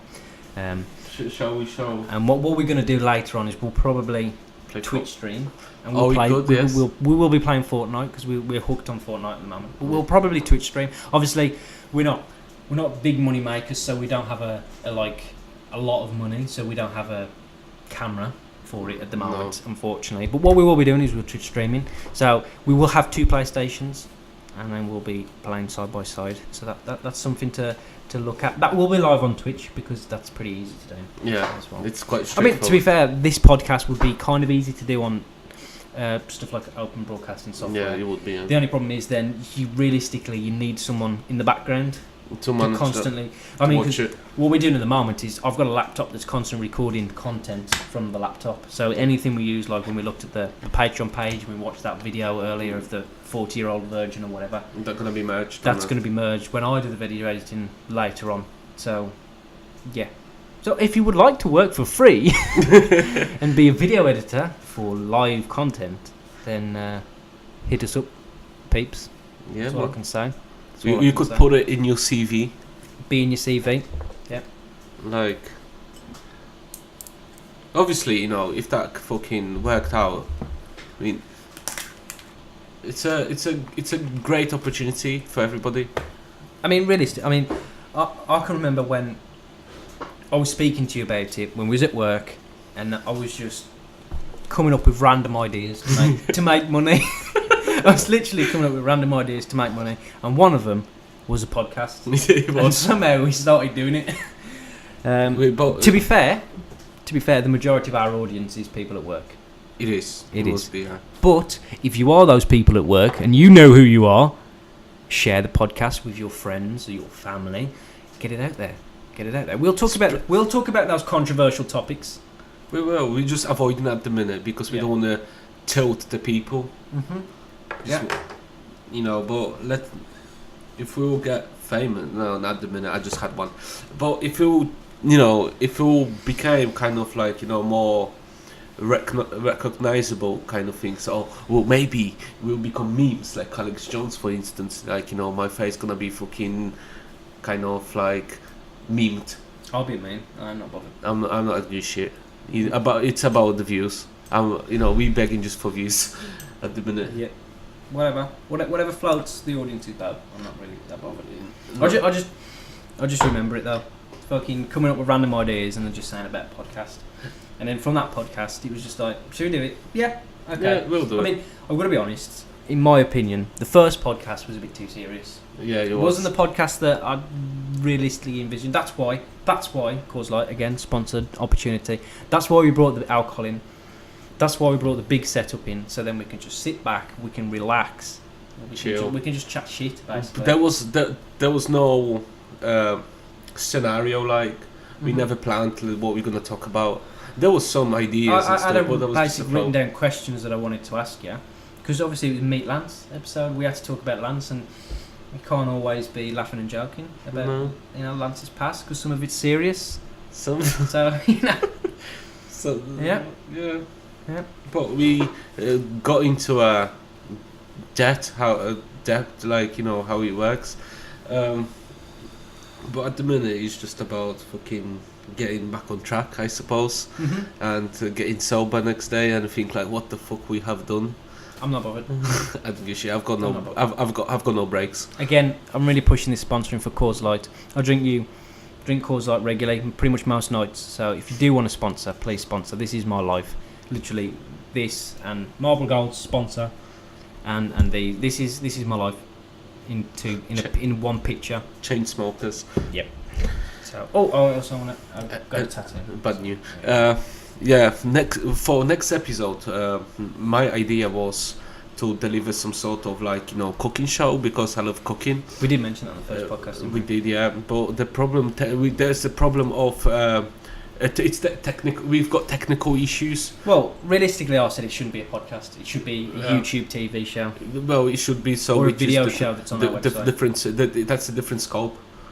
It's not a podcast. It's not podcast worthy, because podcast people might be listening to this in the car on the way to work. Yeah, and They might be listening to this while they're working out. I don't know. Maybe we get you going when you're exercising or something like that. How would you feel like, you know, you can hear in the background like sizzling burgers and Yeah, stuff. but you wouldn't understand. It could look shit, and then we could be like, "Wow, that's an amazing burger." You know what I mean? So, again, it's not really a podcast format. So if you want to see a Lance cooking show, then definitely say yes, and we will do it. I can't cook, so he will be teaching me, as well as maybe the audience. You know, but you know, first and foremost thing is you must have a sharp knife. That's the secret behind it, behind cooking. I've got a samurai sword. If you've got, you know, listen, if you've got That blunt help. knife, you can hurt yourself. I don't know. My cooking is down to a kettle or a microwave. What if you cook pot noodles and show? Kettles, that's all I need. I just need a kettle. I've got kettle. Yeah, but realistically, your review are going to want... I mean, years ago, when I just started high school, I made a YouTube channel where I reviewed pop noodles. I got more hate on the comments than any fucking other video channel that I did. People just moaned at me, because literally all it was me cooking the pot noodle, making the pot noodle, then it edited it to the point where I was sitting at my desk eating the pot noodle. I was like, tastes like chicken and mushroom. And that was literally what it was. I think I've deleted the channel now, but that was literally a YouTube channel I did at one point. So Oh my god, basically, we're people that have failed at the majority of stuff in our life, and hopefully this that will work. will excel at some point. If not, we will force it down the necks of most people, so it will hopefully. It will go down the drain. Domain will expire. We'll forget password to Google to YouTube account, and you will make its own life. Should be good. It should be good. Yeah. But again, that's things we can do. We can do stuff like Twitch streaming for games. We play Fortnite quite regularly, so we can always Twitch stream on gaming. You know, for example, I play League of Legends as well, but the problem I face is I ain't got good graphics card on my computer because I've got integrated Intel one, so I can play a game but I cannot stream simultaneously because my computer is just about to blow up. So if you want to go onto Patreon page and pay for like an Nvidia external graphics card for Lance, You're welcome. then we're happy for that. I personally don't like League of Legends. I don't like it. I've played it quite a few times. Could never get into it. Maybe that was because the majority of the time I died straight away. That's the problem. I remember when I was running into a turret constantly and I was like, what the fuck is that? It's about the farm. Do you play Dota? I like Dota. It's I played. Same thing. I played Dota, but Dota's better in the fact that it's more. You can go and do your own shit, and it's more. Realistically, it's more about the grind that I like. We were talking about that earlier. But And I prefer it with Dota. If I don't want to play with anyone, there's no one's online or no one else plays that game, I can still go on and feel like I'm achieving something. Whereas if I'm playing on my own on League of Legends, I don't feel like I'm achieving anything. It's like with Fortnite, I won't realistically play it on my own. I have to have at least one person in the squad. It's just waste of time. Because I've never really got very far on Fortnite without anyone. But actually, we achieved second place. We're getting there. We got second place. So We haven't won still. but well, realistically, looking at the Fortnite, we need a lot of work. We've still got a lot of work. There's lots of improvements to make. I mean, it was me that I was the last man standing when we got to second place, and if I was better at Fortnite, we may have won it, but no. I had a mini gun with like 2 bullets left and nothing else. Oh, I had a crossbow as well, so it's kind of like Daryl Dixon, but it didn't really work out very well. I died pretty. Tactical shotgun is where it's at on Fortnite for me. Tactical shotgun. If I don't have a tactical shotgun, I'm gonna struggle to get kills. I don't know. For me, it's just I just wander around and just don't get myself killed too quickly. Yeah. Well, you were a bush at one point on Fortnite. Yeah. Maybe we should upload it. There's evidence.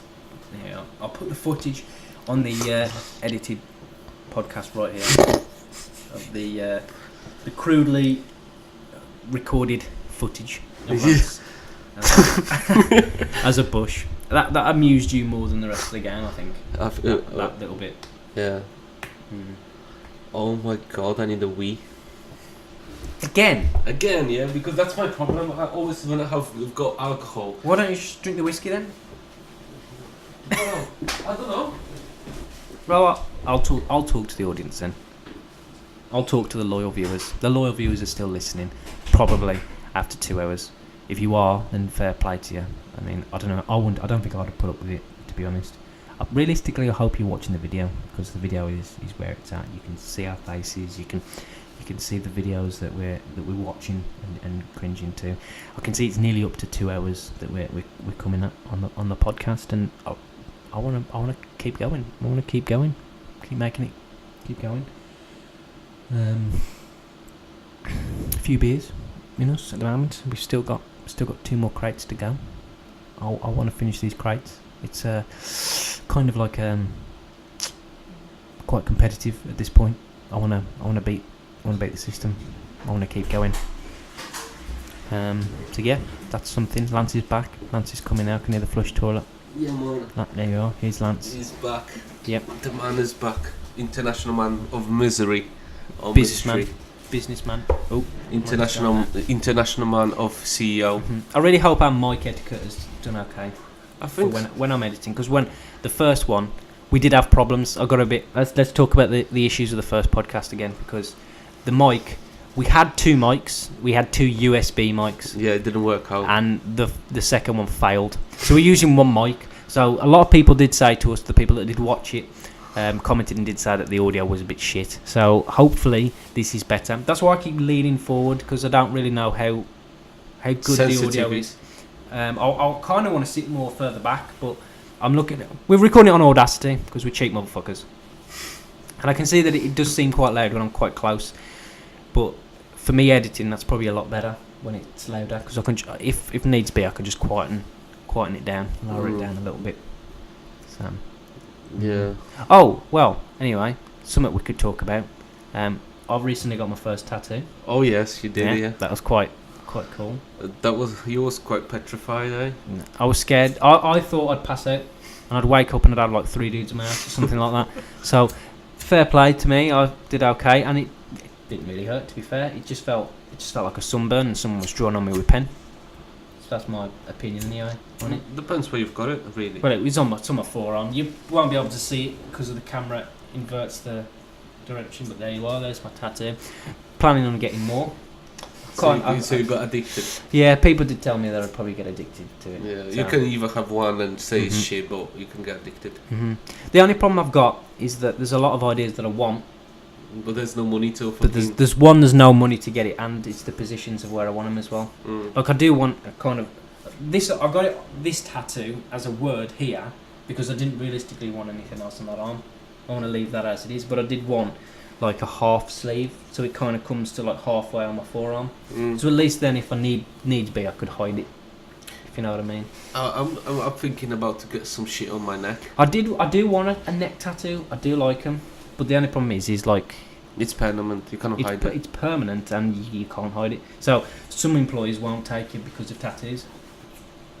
But that's discrimination, I suppose. You can play. Yeah, that. but I mean, if you look at it as like if you work in a customer service based thing, it makes sense really, because your customers, your people you employ to run your shop or something like that, or to be a server at your shop, they're like the face then of your shop or your business. So if you've got loads of people that are fully tattooed, there's people that don't agree with tattoos, don't like tattoos, so then you kind of pushing them away. Well, but let's say if you've got tattoo which is shit because it's saying like, oh, you've got fucking fuck off on your forehead. Obviously, that's. Oh yeah. Oh, that's a bit. Well, that has like an offensive word to it then as well. So obviously you're fucking basically without a job. You were one of these unemployable ones. Yep. But let's say if you've got something nice, yeah, there's loads of people which they've got roses, flowers, birds, and shit like that, which looks nice. To me, majority of tattoos I think are quite nice.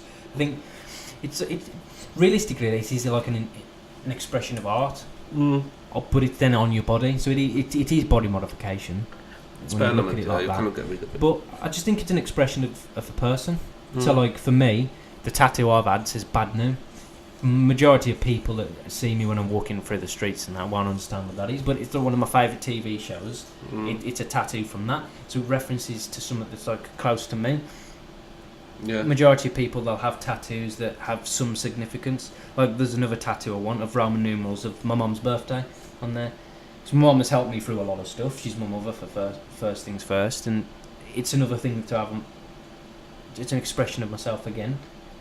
That's close to me, not anyone else, but it's my body, isn't it? So I put stuff that's close to me. I don't put stuff on my body that I think, oh well, everyone else will like that. No. So you look at yourself. It's like when I think a lot of employers, when you talk about tattoos for employers wise, it's the same as any other type of body modification, which is like piercings, the stretching of ears and stuff like that. To me, that or even a hairstyle. For some employers as well. But if you look sitting back the scenes, it doesn't really matter. But if you have to be a face, no, but even like office jobs. I mean, one of the, I think it was the third job I had.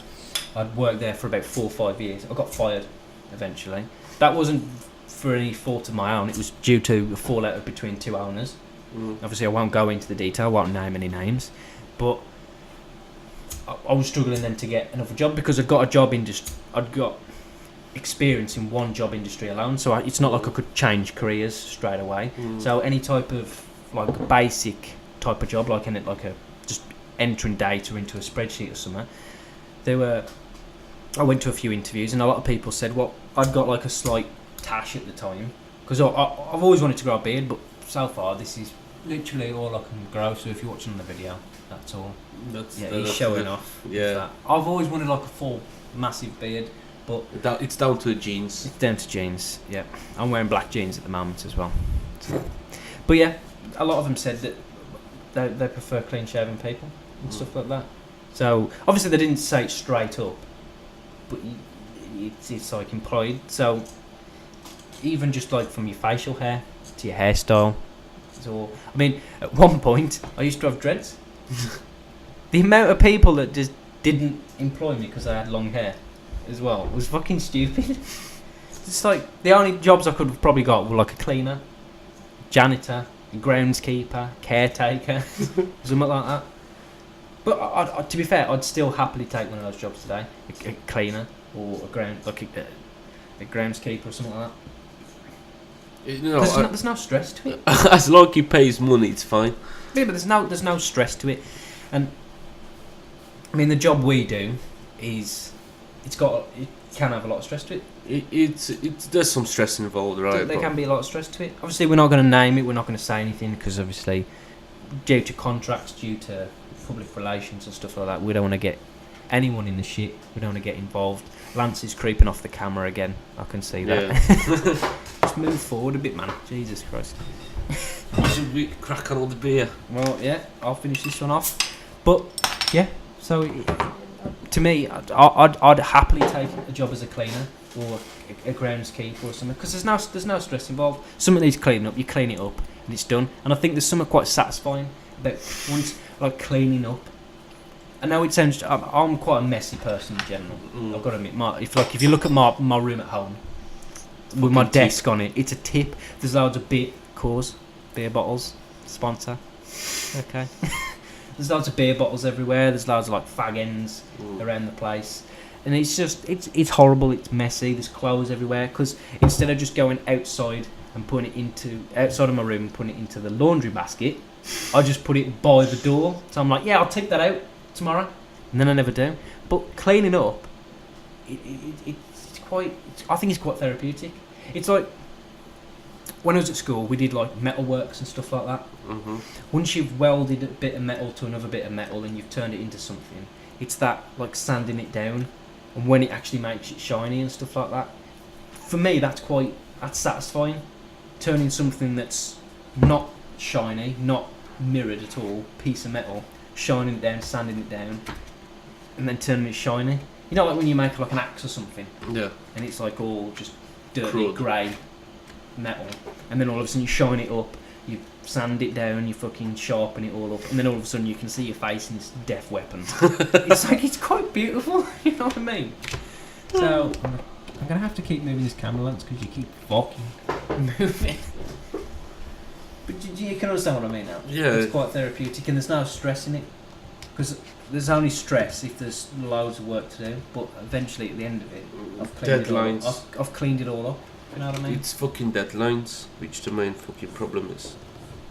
Yeah, but it's just like with any job, there's certain stresses that come with it. But it's like people say, do what you love, and or do what you enjoy, do what you like, or do something that you're interested in, and you'll never feel like you've worked in your life. But I don't think that's true. I don't think that's true at all. I mean, we work in the phone industry. I can say that, but I don't enjoy phones. I enjoy technology, but I don't enjoy working in the industry. No, I'm personally burnt out. Mm-hmm. I've done it since I've left college. I've worked there since 2012. What is it, 2018 now? I'm not going to do the math. It's fucking too long. Yeah, 6 years. And same with me. realistically, I did that while I was at college, No. just to make money. At first it was some kind of thrill because it was something new for you. Mm-hmm. But when you reach some point when there's no space to expand, to improve your capabilities, you're just fucking reaching the end. Mm-hmm. Which I feel like I reached the end. Well, there's a lot of things I could improve, Mm-hmm. upon, but there's no time or no willingness. I just think in any career there's a point where you reach in any type of career line where if you can't progress, you just start to die out. Yeah. Well, burn out, as you said. You just start to burn out. Where if there's progression, you keep moving up, and there's some. It's like let's say you're doing the same thing. You're doing a certain type of. Let's for instance an office job. You're doing certain types of documents every day, constantly. there's a progression to then work up, and then you start to go into meetings, changing the documents that you're making. But you still do the documents, but you're then involved in the meetings. That's an added extra then, and then you keep working up, and eventually you're not doing any documents anymore. You're the manager of a whole group of people doing these documents for you. You're controlling it all. You're in the meetings. You're head of the meetings. That's constant upgrading. So you're constantly changing your roles. You're constantly doing something different, learning from it, gaining new experiences. Where if you get to a point in your career where you've stopped, you can't develop, you can't change anymore, or there's a slight variation of where you can change, but it's still the same job role. It's just like, well, what's the point? No. You want something different. That's the thing which most of people facing. You know, for example, I wish I could, get another type of job which could lead me to get somewhere else. Like, well, I would go into IT, right? Proper IT stuff. Mm-hmm. That's what I've always planned on. But the problem with me is I never was fucking kind of guy which can program. I can. Well, that's what I did at college. I went and did programming.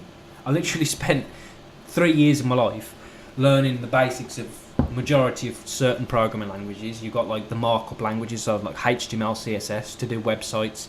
Then it was the programming of the back end of stuff. So we did like the Visual Basics because apparently small businesses use Visual Basic. So we learnt that. Then C++ because big companies use C++ or C#, which is a variation of it, which are computer programming languages.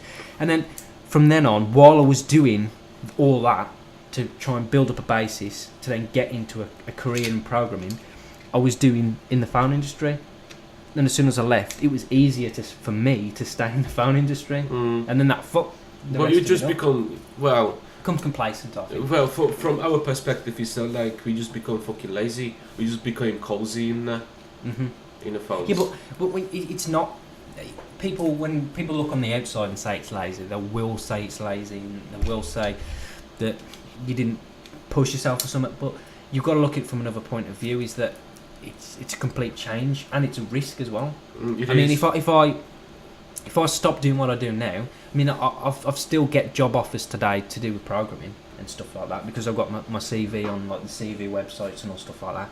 If I drop everything I've done from the past 6-7 years and try and do programming, I'm going into a role that's a less paying role, a junior role where I'm learning on the job. I might fucking fail, and then if I get fired from that role or I get let off because I can't achieve something, you've fucked yourself over there for me, and then you've lost everything you've created in the 6 years previous. That's the problem we fucking face. You just can't afford to fucking fail because we've got so much overheads we have to fucking pay and shit and stuff. We just stuck to it. It's the risk for me that stops me going to other places or doing something different. I still live with my parents, so that's a benefit for me, but I've still got loads of bills I need to pay. I've still got credit cards, I've still got bank loans, I've got a car, I pay for my internet, pay for my phone bill, I pay for obviously there's stupid stuff as well that's small but significant. It's stacking up. It's significant in the fact, like Netflix, Amazon, PSN. For instance, PSN's prices just keep going up and up and up and up and up, and then it's just like it fucks you over eventually, because eventually you get to a point where you're looking at how you live in your means and you think, I'm at my means now, I'm at the bare minimum of what I can do, so I can't take a lower paying role. No. You know what I mean? So let's say, for instance, a month you're spending £800 a month. Just for instance, you're spending £800 before you buy your food and anything else, so you can live. You need to be earning at least 1,300-1,400. Yeah, a month. But then you look at that and you think, well, I can't go to a job where I can drop in role, but eventually, over a few years, I'll be earning double what I'm on now because of the experience I've gained. But that's the problem. But you can't drop. Do you know what I mean? You can't drop the pay. You can't, from the pay you've got now. Let's say you're taking, I don't know, 19k home a year. You can't drop to 17k.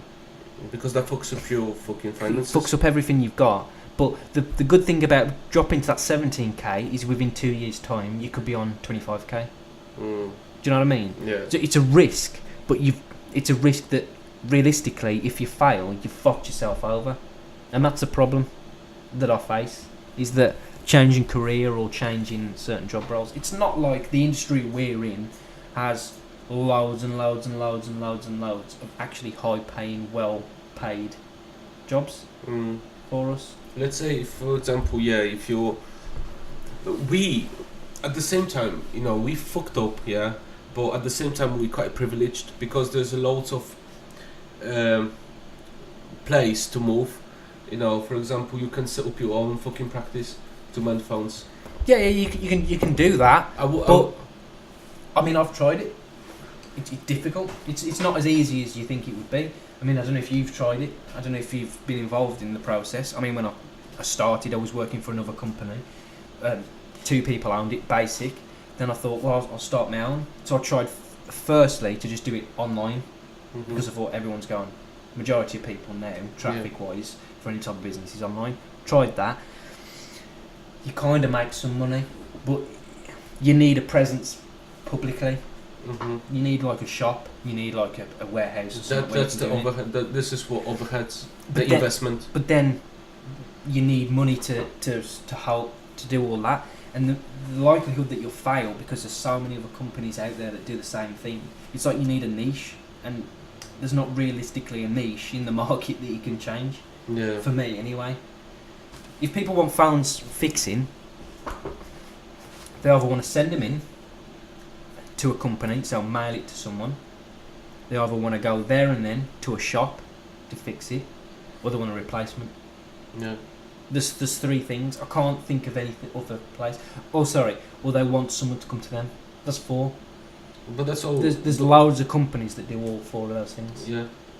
And then you've got other companies as well, which are network carriers, the carriers of the company. So if you buy a phone, if you fucked it up, fair enough, you just pay a little access fee, but then we'll swap your phone for you. We'll get it fixed and we'll sell it as refurbished. That's another quick alternative. That you can't really, for me, change that market. You know what? I think it's about being local to people and deliver, exceptional customer service. Yeah. Being local, everybody knows you. You're like, yo, what's popping? They're like the basics of any type of business, though, I think, is being local and customer service. If you look at any phone industry that we're in at the moment, you can't really be any different. I'm talking about being different to a company, not being better in the same things they do. I'm talking about doing something different. Every company does phone repairs in the phone industry. Every company does phone purchases or phone selling. Do you know what I mean? Every phone company does. You mail it into us, we'll fix it, and then we'll mail it back to you, or we'll come to you and fix it, and then that's it. There's loads of people that do that. Even if you've got excellent customer service, excellent fucking repair times and quality, and even if you come to them, mail to you or something like that, whatever you do, even if you're perfect all abroad, you've still got competition that won't go away. But the problem. All you're doing is just adding to a pool of competition. But you know what? Actually, when it comes to parts perspective, everybody wants to cut. Yeah, everyone wants it cheaper, but then doesn't realise what cheaper means. Yeah, like I would, for instance, I'm a technician myself. I'm repairing phones, but I wouldn't change the screen myself. I would just rather go to Apple and fucking. Oh yeah, it's like me. It's like me. I mean, I had the phone. I've got a Google Pixel at the moment, which is that. Before that, I had an iPhone 7 Plus, I believe. Yeah, an iPhone 7 Plus. The only reason I brought an iPhone was I kind of didn't really want an iPhone, but it was the only phone out there that had kind of name to it, that had a dual camera. And the majority of my things I do, even in my job, I take a lot of pictures, take a lot of video, I do a lot of stuff like that. So I kind of needed it. I hated the iPhone, didn't like it at all, couldn't get on with it. But it was still a phone at the end of the day, so I just got on with it. kind of wanted to buy a new phone, kind of wanted to pay on the credit card to get another phone, but I didn't. But then all of a sudden, one day, it's the only ever phone I've ever broken in my life, and I felt so fucking annoyed with myself for doing it. I was out, I was walking, I was with my mates, and my mate was walking his dogs, and he's got about 3, so I said I'd help him while I was there. We were walking the dogs, we was on this like abandoned place, so it's like, it used to be, in World War II, is where they made the ammunitions. Mm-hmm. All knocked down there, so it's just like field and rubble. Walking over there, I was knackered, so I sat down on this bit of rubble, lit my fag, got my phone out, went on Facebook, had a look, begged to put it back in my pocket. At this point, I'd obviously had a few drinks as well. Instead of just putting it in my pocket, the slight corner of the phone, literally there on the phone, as I was putting it in my pocket like that, hit a bit of the rubble, and it just chipped. And from that chip, it went straight up, and that, I couldn't deal with it. It was driving me insane. I wouldn't get it fixed. Wouldn't fix it myself. I was confident that I could fix it myself. Yeah, of course. I was confident that I could fix it myself. But the quality of parts you couldn't. Quality of parts, it's not genuine, and the fact as well that it's now not 100% No. for me. So all I did was sell it to someone that would deal with a broken phone, and I brought myself just straight up, purchased a new phone, didn't get a new contract out, still had my SIM only. I just brought a new phone, and I think that's the problem, is that some people can't deal with No. having a refurbished phone or a repaired phone because I it's can't. not. It's, I don't know. It's kind of like an OCD for me. It is. For me, it's OCD. I can't buy a refurbished No. product. I can't. It has to be genuine from a factory. Even though the same people that built it in a factory put it together the way that you would, they're just using genuine parts. It's then under warranty. You've got all that. You've got all that backing and safety. Quick break. Oh my god! That's the problem. I can't believe this. What? I can't believe how many times you piss, I man. know. This is summer. That's my problem. That's my problem. If there's something we've learnt today on this podcast, it's that when Lance has 5 beers, he just continuously pisses, constant, for days. Too many, too long. Can't believe it. I mean, yeah, I need a piss, but I show my real class as a businessman, as an entertainer for you guys in the audience, that I won't piss. Realistically though, now as soon as he comes back for a piss, I'm going for a piss as well. But at the end of the day, the way I look at it is that whatever you're doing in business, whatever you're doing as a workplace, do something that makes you happy. Whether it takes less payment or what. I strive for an easy life. I don't want stress. I don't want to work 24/7. I don't want to work until from 8 in the morning till 9 o'clock at night, and then maybe having 2 beers and then passing out on the sofa. It's not enjoyable for me. Ridiculous, man. That's ridiculous. Right, the guy that keeps pissing is back now because he's just talk to the audience while I go for a piss, man. What's that? What the fuck, man? It's just ridiculous. I was still talking about business and work life, so I was just saying that I'd prefer an easy life. I'd rather work from 9 to 5, so I wouldn't want to work from 8 till 9 than just have 2 beers and pass out on the sofa when I get home at night. I'd rather have an easy life, take less pay. You can continue that or start your own subject, whatever the fuck you want. Yeah. Okay? So, my perspective is, he wants to work from 9 to 5, but, it's kind of time investment, because you can work continuously for a couple years, and once you reach certain goal in your life and it seems like it's working, you can have more spare time, isn't it? When you work from 8 to 9 on a night, eventually you work from, 9 o'clock till 1 or 2, and you'll be chilling, killing. But, there's a lot of commitment, there's a lot of risk involved in that, and some people trying and failing, some people trying and succeeding, some people are fucking just born with silver spoon or even platinum spoon in the mouth, and they're winning it. So yeah, like I said, from my perspective is sometimes you have to invest your time to get it back eventually. Yeah. You know. Well, you definitely have to invest your time. I mean, talking about investing time, I mean, for me, before I'd started the job that got me into the phone industry while I was at college, I decided to start my own web development company. Oh yeah. And I started with 4 other people. So all these 4 other people were all doing the same thing as me, but it was me and another mate that started it. We started the name, we started a website, we started a brand, we was doing lots of stuff. And what we was doing was going to local companies, just literally local shops, whatever they were. Maybe they were in the phone industry repairing phones, maybe they were jewellers, maybe they were selling clothes or something like that, that were just small businesses. We're walking up to them telling them, we can build your websites cheaper than any other place that will do full web design to your spec. We'll do it all. We'll tell you exactly how much it costs us to build all this stuff that we have to pay for, and then what we put on top. And we'd be charging a really cheap rate for stuff like that. We were doing it, but I was going to college at the time, so I was working in the day. I was working from 9 till I think it was about 3, half 3 that I was doing college for. So I was doing that every single day except for Thursdays, and then I was coming home straight away and I was working on these projects that I was doing. I had about 4 or 5 businesses that were saying, yeah, we'll try you out.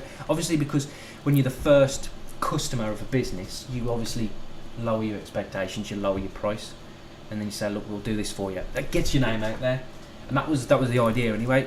We were doing this. I've successfully built about, for small businesses in my local area, I've done about 25 businesses, and I've done all the websites for them, whether it's myself or with a few other people. But the problem is with that is that you're working 24/7, and I don't want to spend a life working 24/7. This, for me, if this was a business, I'd happily do this. I'd happily do podcasts. I'd happily do video content. Well, let's say if And while I'm on that perspective, I can see why this generation of people are more inclined to do YouTube videos, do all this stuff, because when we work in the phone industry, we see customers say, I need this phone back because my 10-year-old daughter wants to be a vlogger or something like that. Do you know what I mean? It's weird, but I can see why parents as well push, because it's an easy life and you enjoy doing it. Yeah, and it doesn't put, you don't have to put as much effort as you have to put into working for somebody. Yeah, working for yourself is always the best option, but it comes with higher stress. Comes with higher stress, and it comes with more workload as well. You've got to work, but it's more rewarding. It's more rewarding, yeah. But some people, like myself, I just want an easy life. I want to work. Maybe not 9 to 5. I prefer working night time. But let's say if you're a programmer, you know, and you're an independent programmer, you're working for yourself, yeah. You've got your own projects. Mm-hmm. You don't really have to sit from 9 to 5 in deadlight, you know, and coding. But you can sit at home and program shit whenever you want. Again, that's realistically what I was doing.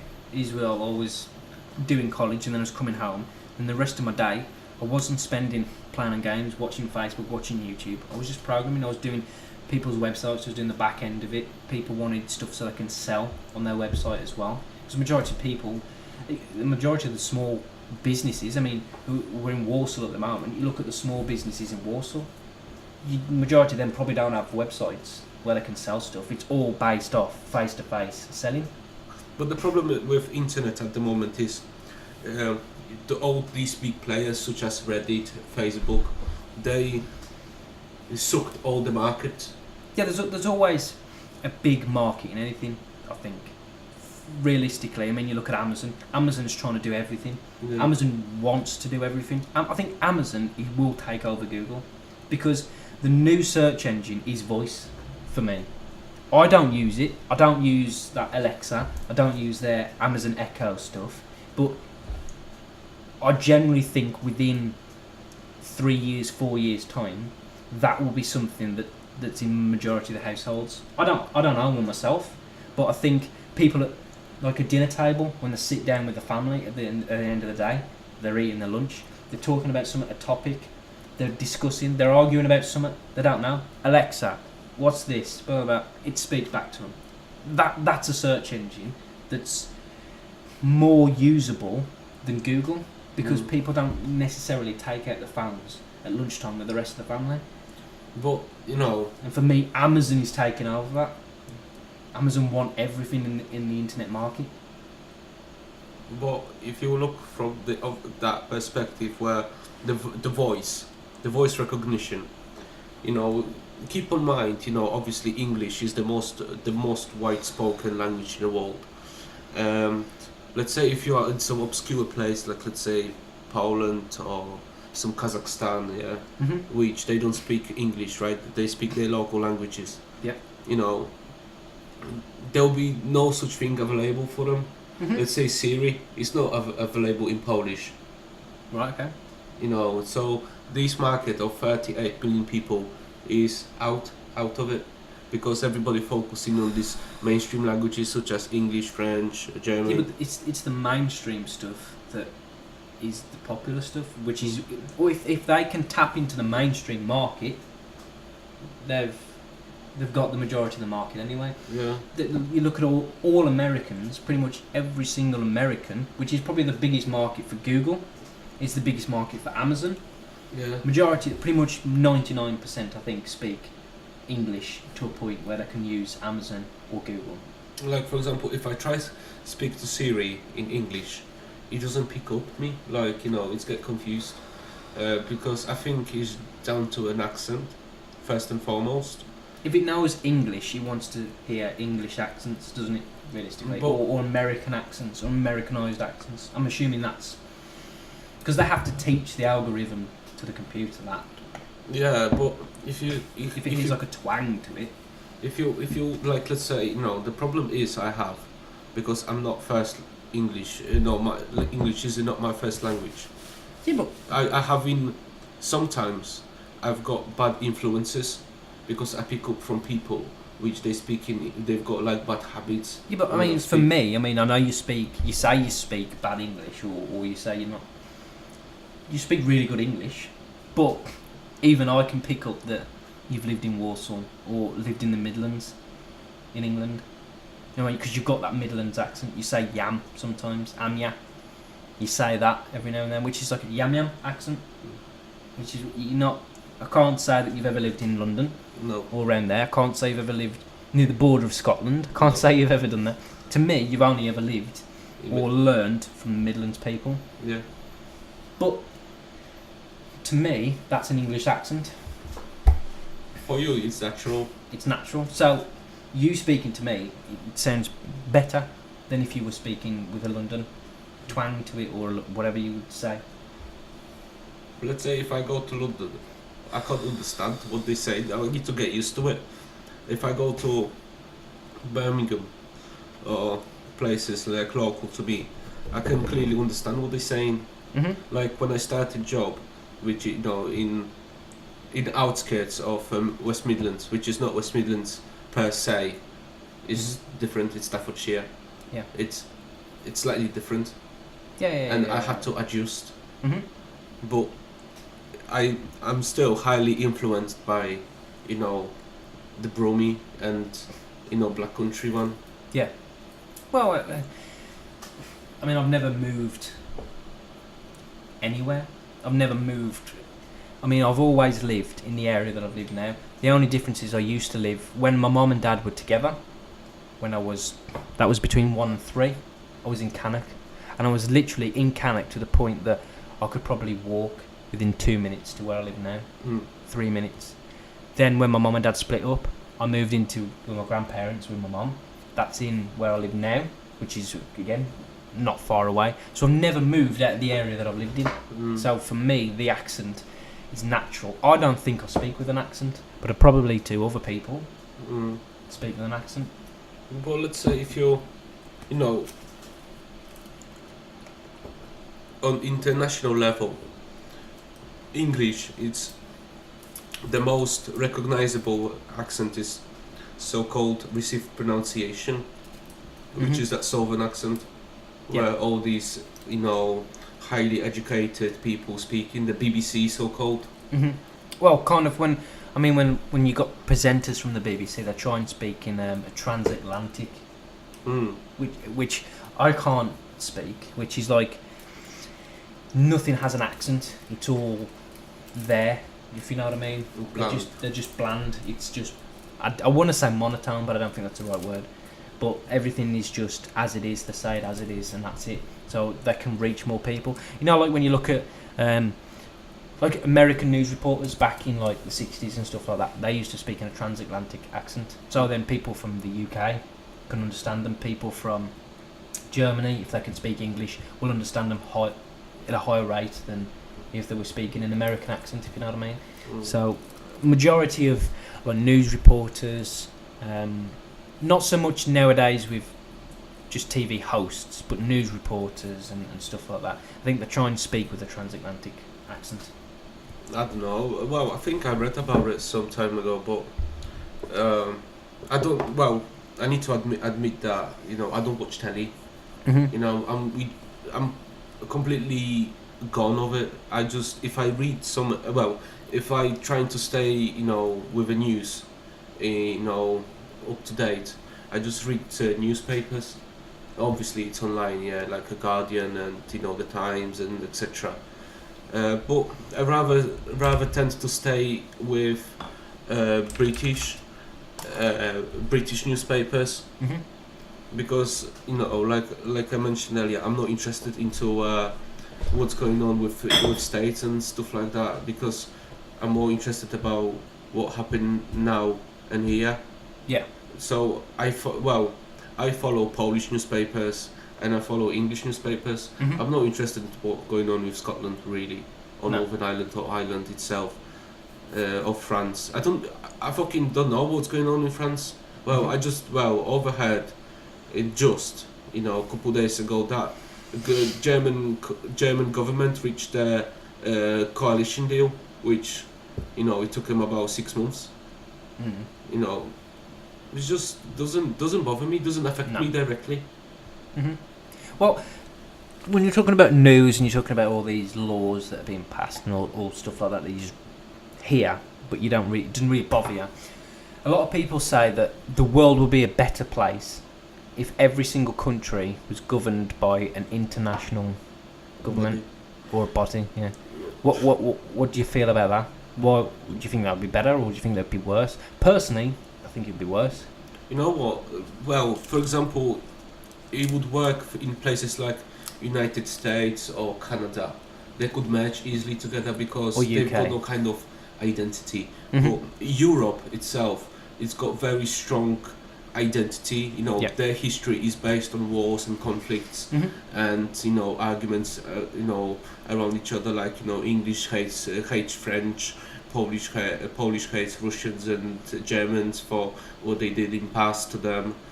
And for example, if you want to merge it into one body, it would be a mess. Let's say you've got prime example European Union, why Britain pulling out from it, because people are fed up. They don't want to be governed by somebody which they've got no Authority over it. authority Yeah. over it. Yeah. Yeah, I agree to that, but my personal view is I do generally think as looking at it as humans, not as English or Polish or American or anything like that. I think that if we do want to develop as a species, in this sense, we do need to kind of band together and do stuff. For me, I'm more of a scientist person, where I kind of think that Earth is meant to be a starting point for humanity. I think we need to build. We need to start being available to space. We need to be out there. We need to venture out there. We need to put all our resources together and actually start learning how to go to a different planet and colonize another planet. And actually, our solar system should be ours. We should be able to manage it, because there's no other species in our solar system as far as we're aware. No. So technically, for us, as a probably is the most ranked species of the solar system, it should be ours. But we should deal with it. for example, like if you had, for example, that thingy bob, that Voyager 1 and Voyager 2, these what they called the Americans, they shoot it off into a solar system, and they even Like a satellite or something like that. But it's satellite, but it contains the information where we come from and what we yeah, are. so it shows like the human anatomy and then Yeah. how we developed and like maths, our basic maths as well Yeah. and stuff like that. Yeah. So if like an alien finds it or something. Yeah, for example. yeah. They even play stuff like Frank Sinatra and stuff on there as well, don't they? Yeah, they Yeah. put a record on it. Mm-hmm. They put 'Cause some I music. think what they've done is they've just sent it in a certain direction, Yeah, so it will pass certain planets or certain things in space, so we can observe them. But eventually, it will just go out of our reach, and it will just carry on. well, actually, Voyager 1, it Right contains there. nuclear fuel, plutonium or some random stuff. I don't know what's it called exactly, and it's out of our solar system. It's actually in interstellar. Mm-hmm.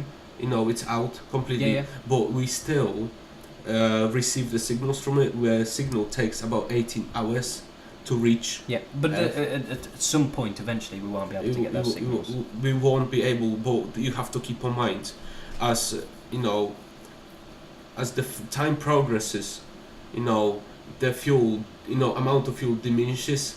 So certain functions of that satellite are being gradually shut off. Mm-hmm. So at the certain point, about like 30-40 years, we'll completely lose the ability to control that. Yeah. Mm-hmm. And so we'll have a...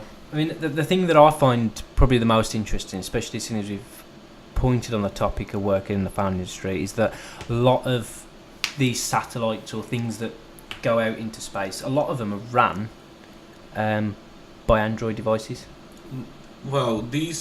actually... They actually use phones for the fact that they need to keep them at a certain temperature, and that they can run them. They can run more processes in the background to keep them hot if they need to, and I think that's quite interesting. Obviously, they don't just like stick an S7 on there and just think, fuck it, we'll send that into space. But they do use mobile technology. They do. For example, the main system which is used in these devices, the operating system is called VxWorks. Mm-hmm. And actually VxWorks was acquired by BlackBerry back in 2010, and that was backbone of BlackBerry 10, and which is, for me, that was the best operating system ever released. However, it was just ignored by developers. But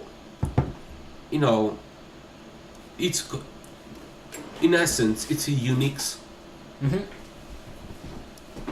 So there's a small break on our podcast where we have to top up our ourselves. Coors Light sponsor, please sponsor. Even if you just give me alcohol, that'd be good enough. Thank you. So carry on, Lance. Sorry about that. Didn't mean to. I thought he was going to continue chatting there, but so actually, maybe in all these new satellites being sent over to space, Linux itself, the kernel, might play a major role. But back to 2007, where we send a probe onto Mars. It's not new. New Horizons. yeah. The probe is called. Actually, it reached the Pluto 2 years ago. A couple of years ago that was. Yeah, he's still running VxWorks. Mm-hmm. Something I just got to point out here is that I'm getting quite hungry. Shall we order a takeaway? Just or something? eat, yeah. We can do that, and we can continue the podcast while we're doing it as well, because the benefits of mobile technology. And Yeah, stuff we deliver to our crib. Yeah. Mm-hmm. So shall we? Yeah. Have you got it on your phone or? Have you got Just Eat on your app, Yeah. on your phone? Because if I will stop my phone, you will. Obviously, we'll have to stop our video recording. Okay.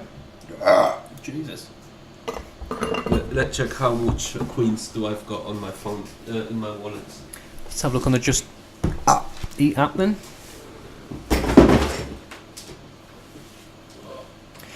Yes, so as you can see, the podcast is a bit longer than normal. Longer than you expected. And what we want to do is we want to just keep going. We just want to keep going because the more we can put into this, the better for you. Because if you don't listen to the podcast fully, we understand it's too long for most normal people to just sit there and obviously watch us because we're probably not that interesting. But what we will be doing is we'll be making little segments, little clips of the majority of the main points of this podcast. So if you want to listen to them separately on YouTube, you can watch that as well. I will put my postcode in just to There make you are. sure it won't be revealed, I'll give that Lance and let Lance deal with that. because we don't want to have free pizzas sending like 2 o'clock on the night. No. Well, good thing for you is that I've probably just fucked up the most of our viewers here, but I don't like pizza. Well, that was just an example. But you I don't know. What do you fancy? you know what? I can do whatever. Curries, Curries. Chinese. Ooh, Chinese. Chicken and Bites. This one place is called. That sounds quite Chicken and interesting. bites. Yeah. Chicken See, ladies and gentlemen, if you did want to work as a guy that did all the background of the stuff, you could order us the stuff for us. Obviously, we'd pay, but you could order all that stuff for us. So, you know, You could get a share of it. you could get a share. Don't know. You have a look. Let's have a You know look. what? I haven't got really specific idea what I Well, want. I'm happy with if you want to pick a Chinese, if you want to pick an Indian, I'm happy with that. Papa John's. Chicken burger. Happy with that? I want something like something. I don't know. What about curries? Chinese. China. American kebab, but that's fake. Dessert and cakes. Or what about Caribbean? Whatever, or we could just have a prawn noodle. I mean, I'm happy either way. You know what? It's up to you. I mean, we did buy in advance. In advance, we brought 4-pot noodles.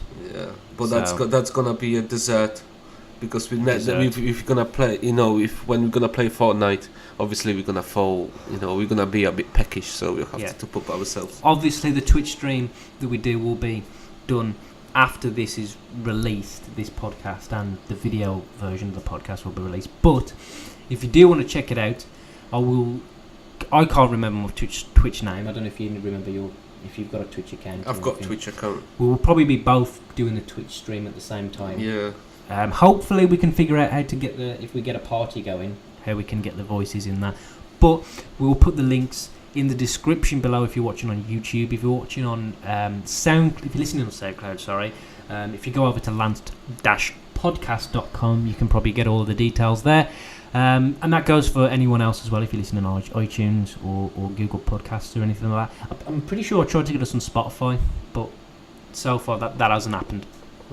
I know at one point they were reviewing us and our website, but at the point they were reviewing our website went down.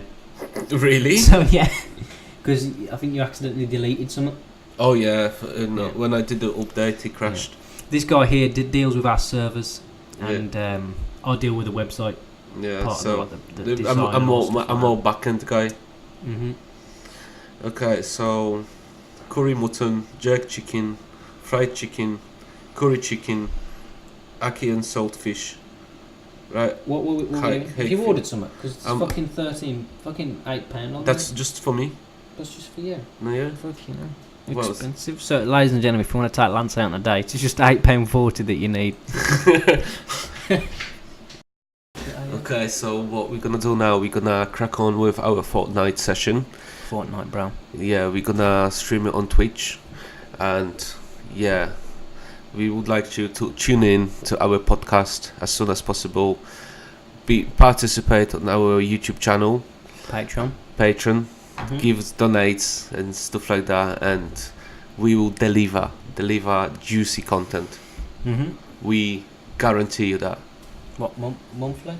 Monthly, at the moment, monthly. Monthly. You've heard it first from Lance. Yes. Right then. Salut. Bye. Have a nice time.